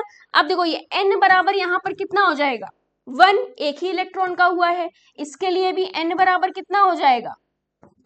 1, इसके लिए n कितना हो जाएगा? 2 हो जाएगा। 2 हुए ना टोटल मिलाकर 2। इतना समझ में आया? अब देखो अब क्या करना है, सेम चीज हमने फॉर्मूला एक पढ़ रखा है डेल्टा जी नॉट, ठीक है, डेल्टा जी 3 अगर हम लिखें, हमें टोटल निकालना है ना, तो यहां पर अगर हम डेल्टा 3 लिख रहे हैं, ठीक, is equals to delta G1 plus delta G2, ठीक, फॉर्मूला इसका पता है -NFE। अच्छा, E भी मान सकते हो, E1 E2 E3 के लिए, तो ये क्या हो गया E03 इज इक्वल्स टू ये क्या हो जाएगा, यहां पर सेम यही चीज बताओ, इसके लिए क्या हो जाएगा, फटाफट बताओ, देखो -NF और E20 प्लस फिर से माइनस का है, तो चलो अभी माइनस साइन लेकर चलते हैं, FE2, ठीक है। अब देखो यहां पर अगर हम वैल्यू पुट करें तो सबसे पहले E3 के लिए जो वैल्यू थी वो 2 थी, याद करो 2 थी, ठीक, तो यहां पर -2 इंटू E3 क्या है जल्दी से बताओ, यहां पर E3 की वैल्यू ही हमें क्या करनी है, यहां पर निकालनी है, ठीक है। तो आप सबसे पहले अगर आप यहां पर E3 देखोगे तो F एज इट इज रहने दो, E03 यहां पर, ठीक, N इसके लिए 1 था और F एज इट इज रहने दो, E2 की वैल्यू आपको दे रखी है। अब आप कहोगे कैसे, देखो अभी दिखाते हैं, ये है E2 की वैल्यू देखो क्या दे रखी है, ठीक, 0.15 और 0.50 दे रखी है ना, तो यहां पर सबसे पहले आप क्या रख दोगे, G1 यहां पर E1 के लिए 0.15, ठीक है, अच्छा हमने उल्टा लिख दिया, यहां पर ये 2 है ये 1 है ना, ठीक, 1 के लिए क्या है 0.15 है, 0.15 है। अब देखो प्लस माइनस माइनस कर दो अभी से, तो ये कितना है, इसके लिए 1 हो गया, इंटू F इंटू E2 की वैल्यू 0.50 दे रखी है, देखो 0.50 प्लस की, ठीक, इतना क्लियर हुआ सभी को। अब जब हमने ये कर दिया है तो सबसे पहले तो F यहां से कॉमन ले लो, जब आप F कॉमन लोगे -F कॉमन लोगे तो बचेगा क्या, 2 into E03 is equals to, यहां पर F कॉमन लिया है माइनस का, ठीक, यहां बचा क्या 0.15 माइनस 0.50, क्या यही बचेगा, ये कट गया माइनस माइनस पूरा। अब देखो E3 बराबर कितना आ गया, E3 बराबर इसको जब सॉल्व करोगे आएगा 0.65, ठीक, 0.65, अच्छा ये ऐड हो जाएगा, ठीक है, ये ऐड हो जाएगा, क्लियर, माइनस माइनस प्लस, इधर ये क्या हो जाएगा प्लस, तो ये हो गया 0.65 और ये जो 2 था ये इधर आ गया, डिवाइड बाय 2 कर दोगे, जब इसे डिवाइड बाय 2 करोगे तो वैल्यू क्या आ जाएगी यहाँ पर 0.325 वोल्ट, ठीक है, तो यहाँ पर 0.62, यहाँ पर क्या है 65, 0.65 डिवाइड बाय 2, तो आंसर आएगा 0.325, यही आपका राइट आंसर हो जाएगा वोल्ट में, ठीक, E3 की वैल्यू ये आ गई, ये क्या है E3, क्लियर। अब देखो ऑप्शंस की तरफ चले तो ऑप्शन थर्ड है जो हमारा राइट आंसर बता रहा है, ठीक है, बाकी के ऑप्शन यहाँ पर गलत हो जाते हैं, इतना समझ में आया। चलो अब देखो 84 माइनस प्लस एक बार चेक कर लेना, बाकी आंसर हमारा यही आएगा, ये ऐड हो जाएंगे तो 0.65 आ जाएगा, यहाँ पर अगर ऐड करोगे देखो 0.50 0.15, तो ये 5 आ गया, ये 6 आ गया, 0.65, ठीक है, एडिशन हो जाएगा यहाँ पर, तो यहाँ पर अभी माइनस लगा रहने दो, क्लियर है। अब नेक्स्ट क्वेश्चन देखें, आंसर क्लियर हो गया उसका सभी को, ठीक है, देखो थर्ड नेक्स्ट 85 नंबर का क्वेश्चन पढ़ो, ये कह रहा है जब 0.1 मोल MnO4 2- ऑक्सीकृत होता है तो MnO4 2- को MnO4- में पूर्णतः ऑक्सीकृत करने में कितनी बिजली चाहिए, यानी कि यहाँ पर कितनी इलेक्ट्रिसिटी की बात हो रही है पूछ रहा है, तो कैसे करोगे, देखो 1 मोल MnO4 की बात हो रही है, MnO4 यहाँ पर बोला जा रहा है 2- के लिए, ठीक, अब इसको कन्वर्ट करने के लिए यहाँ पर देखो ये किसमें बना, रिएक्शन MnO4 माइनस में कन्वर्ट हो गया। ठीक, ये इसमें कन्वर्ट हो गया। अब यहाँ पर अगर इसकी ऑक्सीडेशन स्टेट देखोगे, यहाँ +7 है, यहाँ कितनी है, +5 है। ठीक है, यहाँ पर कितनी है, यहाँ पर +6 आएगी। जब आप कैलकुलेट करोगे तो यहाँ पर +6 आएगी और यहाँ पर +7 आ जाएगी। ठीक है, यहाँ पर +7 आ जाएगी, कैलकुलेट करोगे तो आपको पता चल जाएगा। ठीक है, अब देखो यहाँ पर 1 फेराडे, 1 मोल के लिए 1 फेराडे। ठीक, 1 मोल है ना, 1 मोल के लिए 1 फेराडे। पूछा कितना गया, 0.1 मोल के लिए, 0.1 मोल के लिए कितना हो जाएगा, यहाँ पर सीधे सीधे 0.1 में 1 फेराडे का यहाँ मल्टीप्लाई कर दो, तो 0.1 इंटू फेराडे की वैल्यू कितनी होती है, 96,500। मल्टीप्लाई करोगे तो आपको आंसर क्या मिल जाएगा, यहाँ पर 9650 कूलम। ठीक, इतनी बिजली की आवश्यकता होगी। समझ आया, क्लियर है, रिएक्शन से समझ सकते हैं। यहाँ पर रिएक्शन लिखो पहले। अब 1 फेराडे 1 मोल के लिए, तो 0.1 मोल के लिए 1 फेराडे इनटू दिस।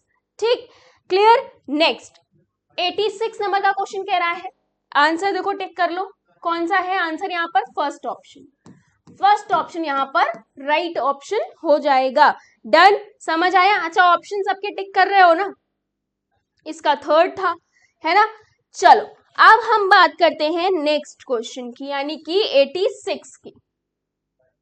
86 यहाँ पर कॉपर सल्फेट के इक्विवेलेंट में 2 फेराडे बिजली प्रवाह हो रही है। ठीक है, तो कैथोड पर जमा कॉपर का द्रव्यमान क्या होगा, जहां पर कॉपर का परमाणु भार 63.5 AMU दे रखा है।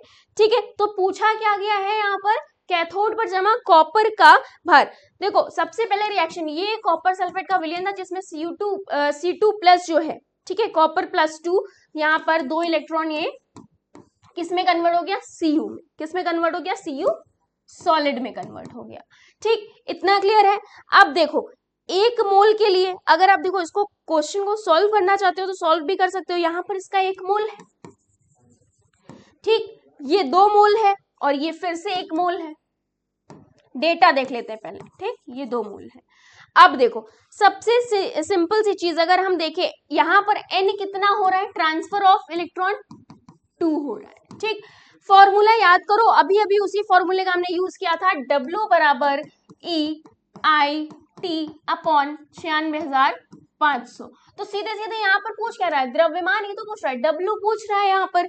अब E क्या होता है, तुल्यांकी भार होता है, आप सभी को पता है। तुल्यांकी भार कैसे निकालते हो, जिसका मॉलिक्यूलर मास होता है, जो एटॉमिक मास इसका जो दे रखा है, डिवाइड बाय 2 इंटू I कितना है यहाँ पर, 2 फेराडे यानी कि 2F।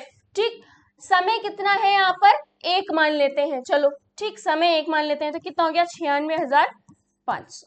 ठीक, सॉल्व करो अब इसे। जब आप इसे सॉल्व करोगे, अच्छा वैल्यू ना रखो तो ये चीज और आसान हो जाएगी। क्या करते हैं, देखो वैल्यू नहीं रखते, ये भी तो फेराडे ही है, तो ये F से F, ये 2 से 2, सेम एज इट इज, इतने ग्राम ही कॉपर जमा होगी। ठीक है, तो कितना हो गया, 63.5 ग्राम। ऑप्शन नंबर थर्ड यहाँ पर राइट हो गया। क्लियर, इतना समझ आया। चलो नेक्स्ट क्वेश्चन देखें, 87 नंबर का। ये कह रहा है 1 एम्पीयर धारा को 60 सेकेंड में विद्युत अपघटन के दौरान कैथोड पर कितने इलेक्ट्रॉन लगेंगे। इलेक्ट्रॉन पर आवेश ऑलरेडी दे रखा है, तो यहाँ पर देखो सेम वही क्वेश्चन उसी तरह से होगा। 87, अब देखो यहाँ पर क्या होगा, इलेक्ट्रॉनों की यहाँ पर संख्या पूछी है। फॉर्मूला आपको पता है, Q बराबर NE। ठीक, Q बराबर NE। ठीक, Q बराबर एक फॉर्मूला और होता है, I इंटू T बराबर NE। यहाँ पर E निकालना है तो I into T upon N कर दे, E निकल आएगा। I आपको पता है ऑलरेडी, ठीक है, T आपको पता है, E भी पता है। I कितना दे रखा है यहाँ पर, 1 एम्पियर। ठीक, T कितना है, 60 सेकेंड में ऑलरेडी दे रखा है। N की अगर हम बात करें तो यहाँ पर ये क्या हो जाएगा, सॉरी N ही तो निकालना है। यहाँ पर देखो E कितना दे रखा है, N ही तो पूछा है, कितने इलेक्ट्रॉन, नंबर ऑफ इलेक्ट्रॉन ही तो पूछा है। ठीक, तो ये क्या हो गया, बात वही है, यहाँ पर E कर दो, यहाँ N कर दो। ठीक, तो यहाँ पर E दे रखा है 1.6 इंटू 10⁻⁻19। सॉल्व कर लो, 60 बाई कितना आ गया, 1/6 डिवाइड करो इंटू 10⁻⁻⁹ माइनस का 19 आ जाएगा। जब आप डिवाइड करोगे तो ये बनेगा 37.5 इंटू 10 टू द पावर, ऊपर आया ये तो 19 बन गया। इसको 3.75 करोगे तो इंटू 10 टू द पावर 20 बन जाएगा। ठीक है, क्लियर। तो ऑप्शन नंबर 4 हमें यहाँ पर राइट लग रहा है। तो 87 का 4th आंसर राइट आंसर है। ठीक है, फॉर्मूला जो लगा है देख लो यहाँ पर, समझ आया। चलो नेक्स्ट 88 नंबर का क्वेश्चन, रिएक्शन दे रखी है MnO4 माइनस से Mn2 प्लस। अभिक्रिया है तो कितने फेराडे आवेश यहाँ पर लगेगा? तो MnO4 माइनस से क्या है Mn+2। यहाँ पर ऑक्सीडेशन नंबर यानी कि ऑक्सीकरण संख्या अगर आप देखोगे ये +2 है, यहाँ पर +7 है, ये कितना बन गया +2 गिवन है, जो आवेश है वही उसकी ऑक्सीकरण संख्या हो गई। यहाँ पर n कितना है, डिफरेंस n कितना है 5 है। ठीक, n कितना है यहाँ पर 5 हो गया। तो 1 मोल के लिए 1 फेराडे। ठीक, तो यहाँ पर 5 के लिए 5 ही तो है, तो 5 मोल के लिए कितने हो जाएंगे, 5 मोल के लिए 5 फेराडे, सीधे सीधे। तो आंसर क्या हो जाएगा यहाँ पर 5 फेराडे। ठीक, तो फर्स्ट ऑप्शन यहाँ पर राइट हो जाएगा, बाकी के ऑप्शन गलत हो जाएंगे। ठीक, इतना क्लियर, समझ आया। तो 1 मोल के लिए 1 फेराडे, 5 मोल के लिए 5 फेराडे। चलो नेक्स्ट क्वेश्चन देखते हैं, 89 नंबर का क्वेश्चन। यहाँ पर रिएक्शंस दे रखी हैं Zn और कॉपर। अब देखो यहाँ पर इनकी कंसंट्रेशन भी दे रखी है और ई नॉट वैल्यू 1.10 वोल्ट है। सेम ऐसी ही कॉपर और Ag के साथ दे रखी है जहां पर ई नॉट 0.46 वोल्ट है। ये कह रहा है सेल हेतु ई नॉट का मान क्या होगा। अच्छा, ये ओवरऑल रिएक्शन है, ये ओवरऑल रिएक्शन है। ठीक, अब देखो यहाँ पर हुआ क्या। सबसे पहले अगर हम देखें तो फर्स्ट वाली जो रिएक्शन है यहाँ पर अगर तो जिंक से, जो जिंक है और जिंक से +2, यहाँ पर क्या हो रहा है, इलेक्ट्रॉन निकल रहा है लॉस में। यहाँ ऑक्सीडेशन हुआ ना, यहाँ क्या हुआ, ऑक्सीकरण हुआ। ठीक है, यहाँ क्या हो गया, ऑक्सीकरण। अच्छा, अपचयन कहाँ पर हो रहा होगा, यहाँ पर मिल गए। ठीक, यहाँ अपचयन हो गया, इतना क्लियर है। कहाँ पर अपचयन, कहाँ पर ऑक्सीकरण हो रहा है।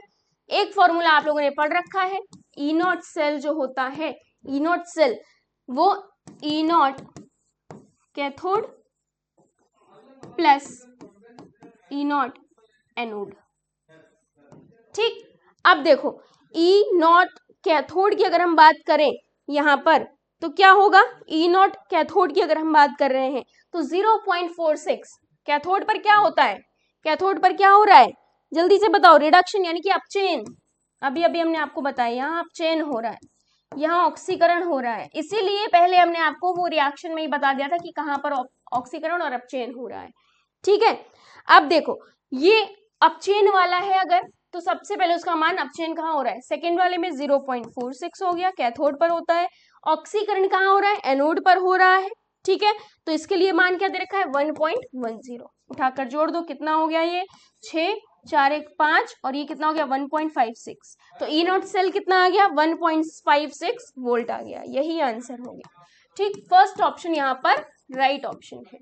नेक्स्ट 90 नंबर का क्वेश्चन देखो, ये कह रहा है सेल अभिक्रिया जिसमें यहाँ पर Ag और Cu की अभिक्रिया हो रही है, Cu+2 और 2Ag में कन्वर्ट हो रहा है। तो ई नॉट सेल दे रखा है पॉजिटिव 0.46 वोल्ट। यदि Cu+2 आयनों की सांद्रता दोगुना हो जाए तो ई नॉट सेल क्या होगा। अच्छा देखो यहाँ पर एक कंसेप्चुअल है, ई नॉट सेल जो होता है, ई नॉट सेल जो है वो क्या है, इन पर कॉन्सेंट्रेशन पर निर्भर नहीं करता। ठीक है, तो इतना डेटा ये जो दे रखा है हमें देखने की जरूरत नहीं है। तो ई नॉट सेल जो है वो क्या है, ऑलरेडी दे रखा है। तो ई नॉट सेल इंडिपेंडेंट होता है। ठीक है, क्या होता है, इंडिपेंडेंट होता है कॉन्सेंट्रेशन चेंज से। चाहे कॉन्सेंट्रेशन चेंज करो, चाहे दुगनी करो, चाहे जो करो, वो रिमेन सेम रहेगा, अनचेंज्ड रहेगा, यानी कि अपरिवर्तित रहेगा। तो फोर्थ ऑप्शन यहाँ पर राइट हो जाएगा, बाकी के ऑप्शन गलत हो जाएंगे। समझ आया इतना। चलो नेक्स्ट क्वेश्चन देखते हैं, 91 नंबर का क्वेश्चन कह रहा है 25 डिग्री सेल्सियस पर निम्न सांद्रण सेल का ईएमएफ क्या होगा। तो यहाँ पर ये आपको सेल का पूरा चित्रण दे रखा है। अब यहाँ पर पूछा जा रहा है कि 25 डिग्री सेल्सियस पर इस सेल का ईएमएफ बताओ। तो ईएमएफ बताने के लिए आपको फॉर्मूला पता है, क्या होता है, E ई नॉट माइनस, ठीक, ई नॉट माइनस क्या हो गया 0.059, ठीक है, 0.0591 अपॉन एन लॉग क्यू लिख सकते हो यहाँ, फिर प्रोडक्ट अपॉन रिएजेंट अपॉन यहाँ पर प्रोडक्ट, यानी कि देखो अभिकारक और उत्पाद, ठीक, आर अपॉन यहाँ पर आप लिख सकते हो P upon R, clear, P upon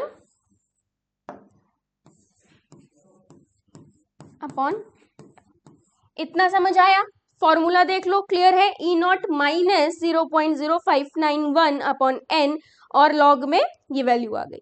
अब देखो यहाँ क्या करना है, एन इसके लिए कितना है, एन इसके लिए अगर ध्यान से देखो ये रिएक्शन यहाँ पर Ag से AgNO3 यानी कि यहाँ पर कुछ इलेक्ट्रॉन मिले, यहाँ पर देखो AgNO3 से Ag बना है, ठीक, यहाँ पर इलेक्ट्रॉन गए हैं, यहाँ पर मिले हैं, तो यहाँ पर n की वैल्यू क्या आएगी, जब यहाँ पर आप वैल्यू निकालोगे तो n आपको मिलेगा 1, ठीक, n क्या मिलेगा यहाँ पर 1 मिलेगा आपको, तो आप यहाँ पर रख दो मान जो ई नॉट है, ठीक। अच्छा एक चीज और है, ई नॉट जो होता है वो अगर हम ऑल कंसंट्रेशन की बात करें तो सबके लिए हम 0 मान लेते हैं, तो यहाँ पर हम इसे 0 मान लेते हैं, 0 माइनस 0.0591 अपॉन 1।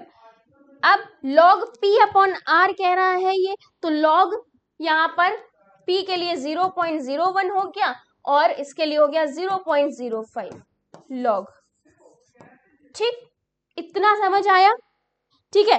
अब यहीं पर ही इसे अगर सॉल्व करोगे, अब इसे सॉल्व करोगे तो और क्या बनेगा, आगे जो आंसर आपका निकल कर आएगा इसे सॉल्व करोगे, लॉग की कुछ वैल्यू आएगी, इसको माइनस कर दोगे तो जो ई की वैल्यू आएगी आपकी, जो ई की यहाँ पर वैल्यू आएगी वो आपकी आएगी 0.0413 समथिंग आएगी, ठीक है, कितनी आएगी 0.0413, ठीक, और प्लस की आएगी तो 0.0413, ऑप्शन नंबर सेकेंड यहाँ पर राइट हो जाएगा, ठीक है, सेकेंड ऑप्शन इसके लिए राइट हो जाएगा, क्लियर, इतना समझ में आया सभी को।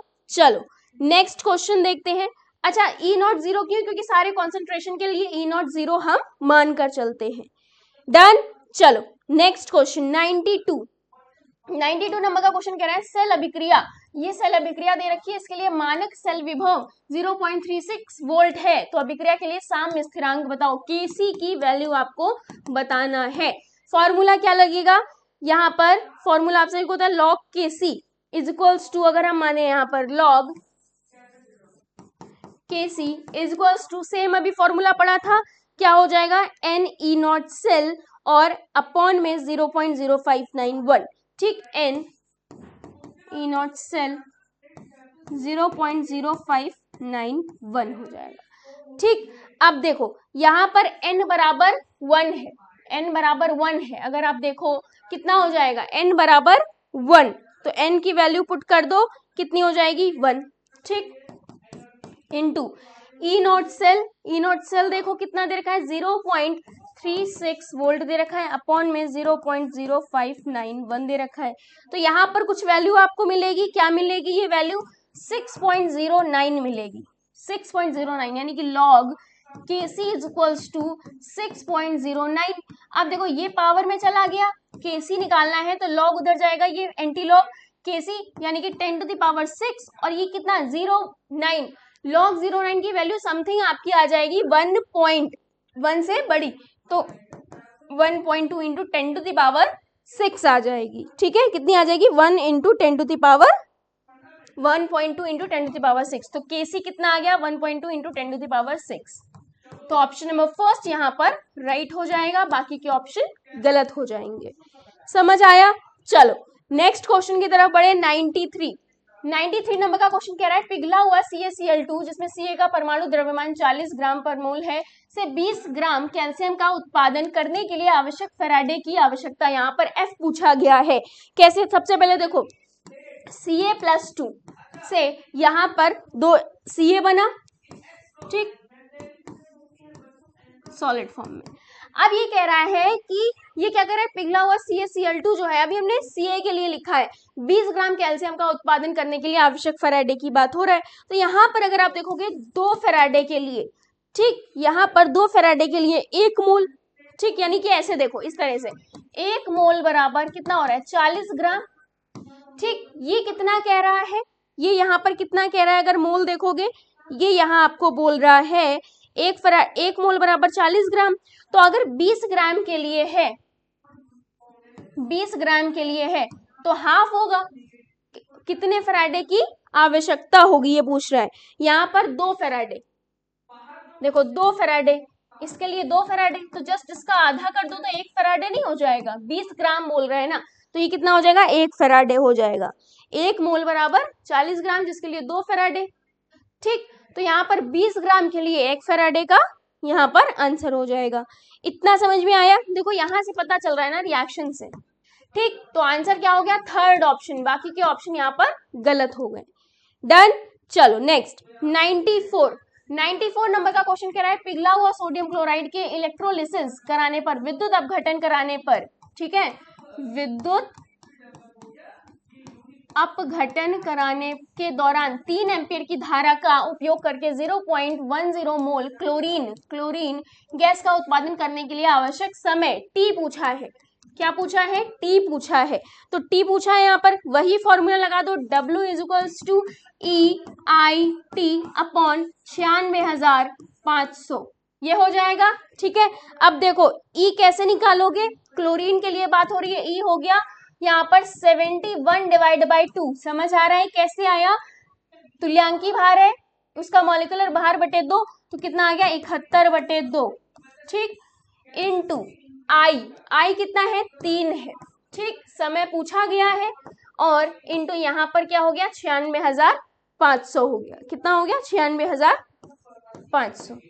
अच्छा, अब बचा W कैसे पता चलेगा आपको, देखो मोल दे रखा है, N = W अपॉन आप सबने पढ़ रखा है, W आपको पता करना है, N दे रखा है कितना 0.01 मोल, तो 0.10 मोल W पता करना है। M कितना हो गया क्लोरीन के लिए 71 हो गया, कितना हो गया 71, तो 71 बटे यहाँ पर ये कितना आ गया, W कितना आ जाएगा फिर यहाँ पर जल्दी से बताओ 7.1 आ जाएगा, ये कितना हो जाएगा 7.1, तो ये हो गया 7.1।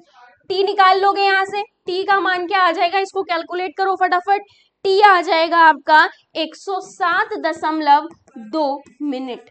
ठीक है, यही आ रहा है। ठीक, ऑप्शन नंबर 3 इज राइट। ठीक है, यही आपका राइट आंसर हो जाएगा। डन, चलो नेक्स्ट क्वेश्चन 94 तक डन हो गया, 95 देखते हैं। ठीक है, 95 क्या कह रहा है, ये कह रहा है एक उपकरण जो हाइड्रोजन और मीथेन जैसे ईंधन के दहन की ऊर्जा को सीधे विद्युत ऊर्जा में परिवर्तित करता है, उसे क्या कहा जाता है। तो एक उपकरण है जो हाइड्रोजन और मीथेन जैसे जो ईंधन होते हैं उनकी जो दहन की ऊर्जा, कंबशन की एनर्जी होती है, उसे डायरेक्ट ईंधन में कन्वर्ट कर देता है, यानी कि सॉरी विद्युत में कन्वर्ट कर देता है, विद्युत ऊर्जा में। तो उस प्रकार के सेल को हम ईंधन सेल बोलते हैं। क्या बोलते हैं? ईंधन सेल। इंग्लिश में इसे बोलते हैं फ्यूल सेल। क्या बोलते हैं? Fuel cell. तो ऑप्शन नंबर 1 यहाँ पर राइट हो गया, बाकी के ऑप्शन गलत हो गए। तो 95 का first is the right answer.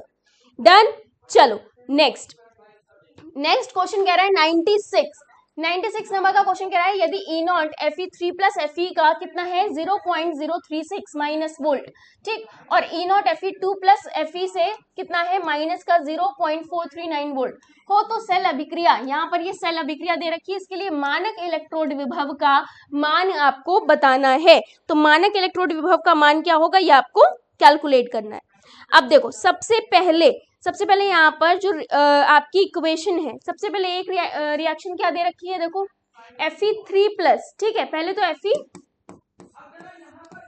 Fe2 plus, ठीक, और क्या बन रहा है यहाँ पर 2 इलेक्ट्रॉन और मिला क्या Fe, ठीक, पहली रिएक्शन तो ये हो गई, समझ आया, 2 इलेक्ट्रॉन। अब दूसरी क्या है 3 प्लस है, यहाँ पर 3 इलेक्ट्रॉन और यहाँ पर Fe, ठीक, ये दोनों रिएक्शन अभी समझ में आई। अब देखो डेल्टा जी की अगर हम बात करें, डेल्टा जी आप सबने अभी पढ़ा है -NFe होता है, ठीक, -NFe। तो -NFe अगर इसके लिए देखो यहाँ 2 इलेक्ट्रॉन यहाँ 3 इलेक्ट्रॉन, तो डेल्टा जी 2 अलग अलग चीजों के लिए निकलेगा। फर्स्ट वाले के लिए देखो यहाँ पर आ जाएगा -2 इंटू F, और इसके लिए कितना दे रखा है इलेक्ट्रॉन 0.0 कितना है 4, ठीक है, 0.04 दे रखा है फर्स्ट वाले के लिए, तो 0.044 या 439 है इसलिए 44 कर दिया। सेकंड इसके लिए फिर से दूसरे वाले के लिए निकालोगे तो यहाँ पर क्या हो जाएगा, बस 3 आ जाएगा और ये वैल्यू ये वाली आ जाएगी 0.036 आ जाएगी, ठीक है, 0.036। अब जब आप इसे देखोगे तो एक इक्वेशन बनेगी 1, एक इक्वेशन बनेगी 2। अब कह रहा है कि हमें मानक इलेक्ट्रोड विभव का मान निकालना है, तो इसमें से माइनस करोगे ना, तो जब घटाओगे, घटाने पर, ठीक है, 2 से 1 को घटाने पर, ठीक है, 2 से 1 को घटाने पर, तो जब 2 से 1 को घटाओगे तो आपको ओवरऑल यहाँ पर जब आप कैलकुलेट करे होगे, यहाँ पर ये कैलकुलेट करोगे कैसे ही बनेगा, 3 इंटू कितना हो जाएगा f इंटू 0.036, ठीक। तो यहाँ पर कुछ वैल्यू बनेगी, तो वो वैल्यू क्या होंगी, 0.108 आएगी, और क्या आ जाएगी दूसरी वैल्यू f में माइनस एक दूसरी आएगी 0.0887 f, ठीक, ये आएगी वैल्यू। ध्यान से देखो, जब कैलकुलेट करोगे तो ये वैल्यू आएगी, और यही वैल्यू जब आप माइनस करोगे, ये डेल्टा जी ही चल रहा है, जब माइनस करोगे तो 0.77 f आएगा। कितना आएगा, 0.77 f। अब देखो ई नॉट निकालना है, ई नॉट क्या हो गया, delta G upon N F, delta G upon N F, minus है, ठीक है, माइनस रहेगा, ये यहां पर कर दो माइनस, ठीक। डेल्टा जी अभी निकाला 0.77 अपॉन एन, आपको पता है एन कितना है, 1 है, एन कितना है, 1 है, और ये एफ से एफ कैंसिल आउट हो गया, ई नॉट सेल कितना आ गया यहाँ पर, ई नॉट 0.77 आ गया, कितना आ गया 0.77, पर ये माइनस था, इसकी वैल्यू भी माइनस आई है, इसकी वैल्यू कितनी आई है, माइनस में ही तो आई, अगर देखोगे ये माइनस और इसकी वैल्यू भी माइनस माइनस, तो ये प्लस हो गया, तो 0.77 वोल्ट यहाँ पर आंसर आ जाएगा। अब देखो ऑप्शन में क्या ऐसा है, ऑप्शन अगर देखोगे 96 का फर्स्ट ऑप्शन में आ रहा है प्लस का, ठीक है, ठीक, बाकी के ऑप्शन यहाँ पर गलत हो जाएंगे। यही इक्वेशन है जिसे 2 बार रखा गया है और माइनस कर दिया गया है। समझ आया इतना सभी को? चलो नेक्स्ट, कौन सा क्वेश्चन, 97 नंबर का क्वेश्चन कह रहा है, जब AgNO3 विलयन के विद्युत अपघटन के दौरान 9650 कूलम आवेश इलेक्ट्रोप्लेटिंग के द्वारा प्रवाहित किया गया तो कैथोड पर निक्षेपित जो सिल्वर का द्रव्यमान क्या होगा, यानी कि कैथोड पर कितने सिल्वर, W यहाँ पर बोला जा रहा है, कितने यहाँ पर होगी, निक्षेपित होगी। तो अगर हम देखें एक फेराडे के लिए 108 ग्राम, ठीक, 108 ग्राम सिल्वर Ag क्या हो रही है, निक्षेपित हो रही है।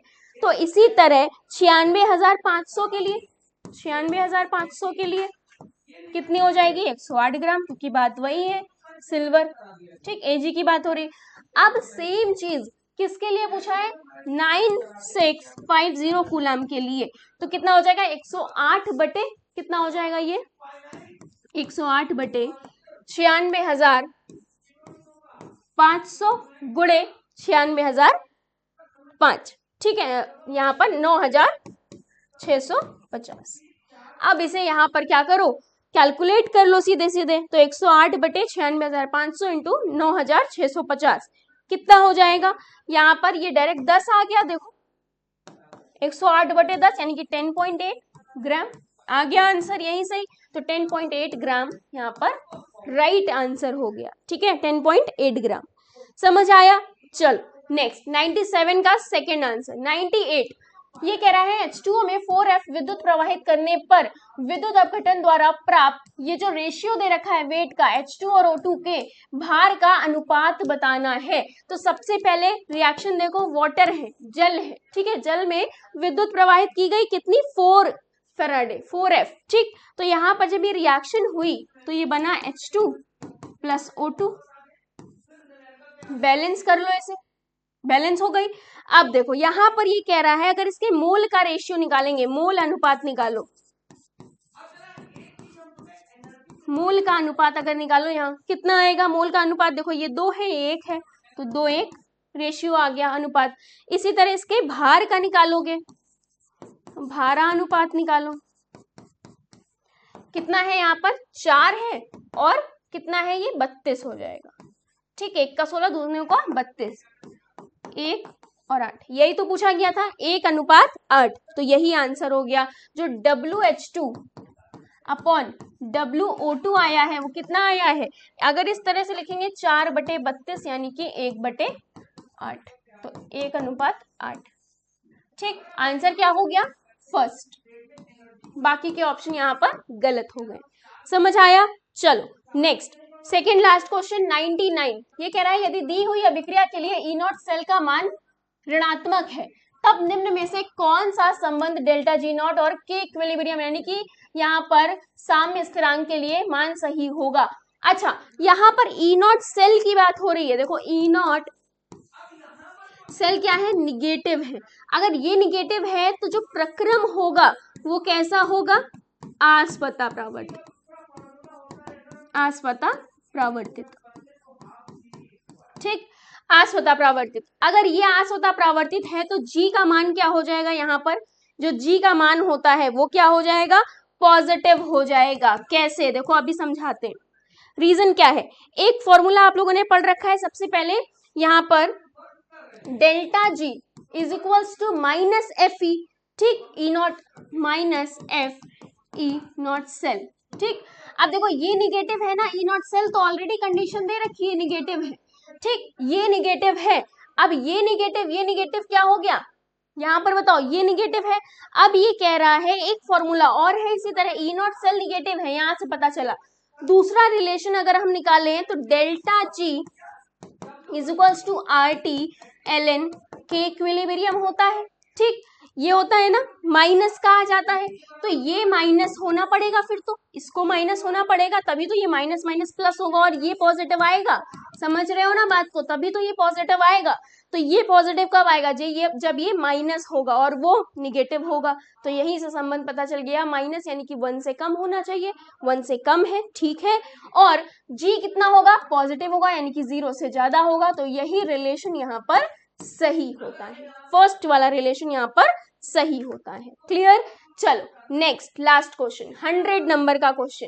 क्या कह रहा है, 0.25 m दुर्बल विद्युत अपघट्य XY विलयन की चालकता 0.0125 सीमेंस सेंटीमीटर इनवर्स है, तो यदि यहाँ पर मोलर इन्फिनाइट जो कंडक्टिविटी होती है, चालकता होती है, वो कितनी है, 500 siemens centimetre square mole inverse. तो विद्युत का अपघट्य ओस्वाल्ड विलयन स्थिरांक यहाँ पर ज्ञात कीजिए। अच्छा, सबसे पहले आपने फॉर्मूला पढ़ रखा है 1000 इंटू कप्पा अपॉन में m कॉन्सेंट्रेशन, तो 1000 इंटू ये कितना दे रखा है, 0.0125 दे रखा है, अपॉन में 0.25 दे रखा है। सारी वैल्यूज दे रखी है, यहां से सॉल्व करोगे आपको क्या मिलेगा, ये आ जाएगा आपका कुछ, अगर सॉल्व करोगे तो यहाँ पर आपको 50 मिल जाएगा। ये कितना मिल जाएगा, 50 मिल जाएगा। अब देखो हमें इतना पता है ये 50 है, तो अच्छा यहाँ पर अल्फा अगर देखो ये 50 है और यहाँ पर ये 500 दे रखा है। देखो यहाँ पर ये 500 दे रखा है। ठीक, जो हमारी इन्फिनाइट मोलर कंडक्टिविटी है, ये इस तरह से भी लिख सकते हो इसमें। ठीक, यहाँ पर कितनी हो गई, 500, तो ये कितना हो गया 1/10 यानी कि 0.1। अल्फा कितना आ गया, 0.1। अब क्या है, आपसे स्थिरांक पूछ रहा है, तो K इक्वल्स टू यहाँ पर क्या हो गया, C अल्फा स्क्वायर। C पता है 0.25 यानी कि कंसंट्रेशन 0.25, अल्फा स्क्वायर है यानी कि 0.1 इंटू 0.1, इस तरह से लिख लें। अब इसे कैलकुलेट कर लो, K आपको पता चल जाएगा कितना आया, K 2.5 इंटू 10⁻³ बन जाएगा जब इसे सॉल्व करोगे। ठीक, तो समझ आया, 2.5 इंटू 10⁻³ यही हमारा आंसर हो जाएगा और यही पूछा गया था क्वेश्चन में। देखो ओसवाल्ड विलयन स्थिरांक क्या होगा, तो यहाँ पर 2.5 इंटू 10⁻³ थर्ड ऑप्शन यहाँ पर राइट हो जाएगा। Third option is the right answer. Clear, समझ आया? यानी कि 100 तक के जो क्वेश्चंस है, यहाँ 76 to 100 का यहाँ पर डिस्कशन हो चुका है। बाकी के जो क्वेश्चंस है आपके वो स्टार्टिंग के यानी कि वो पेन सर ने आपको करवा दिए हैं। ठीक है, तो ऐसे ही हम लोग आगे के डिस्कशंस में मिलते रहेंगे। तब तक के लिए अपनी प्रिपरेशन को और बूस्ट करिए और मिलते हैं अपने नेक्स्ट डिस्कशन में। तब तक के लिए बाय बाय, टेक केयर और थैंक यू सो मच।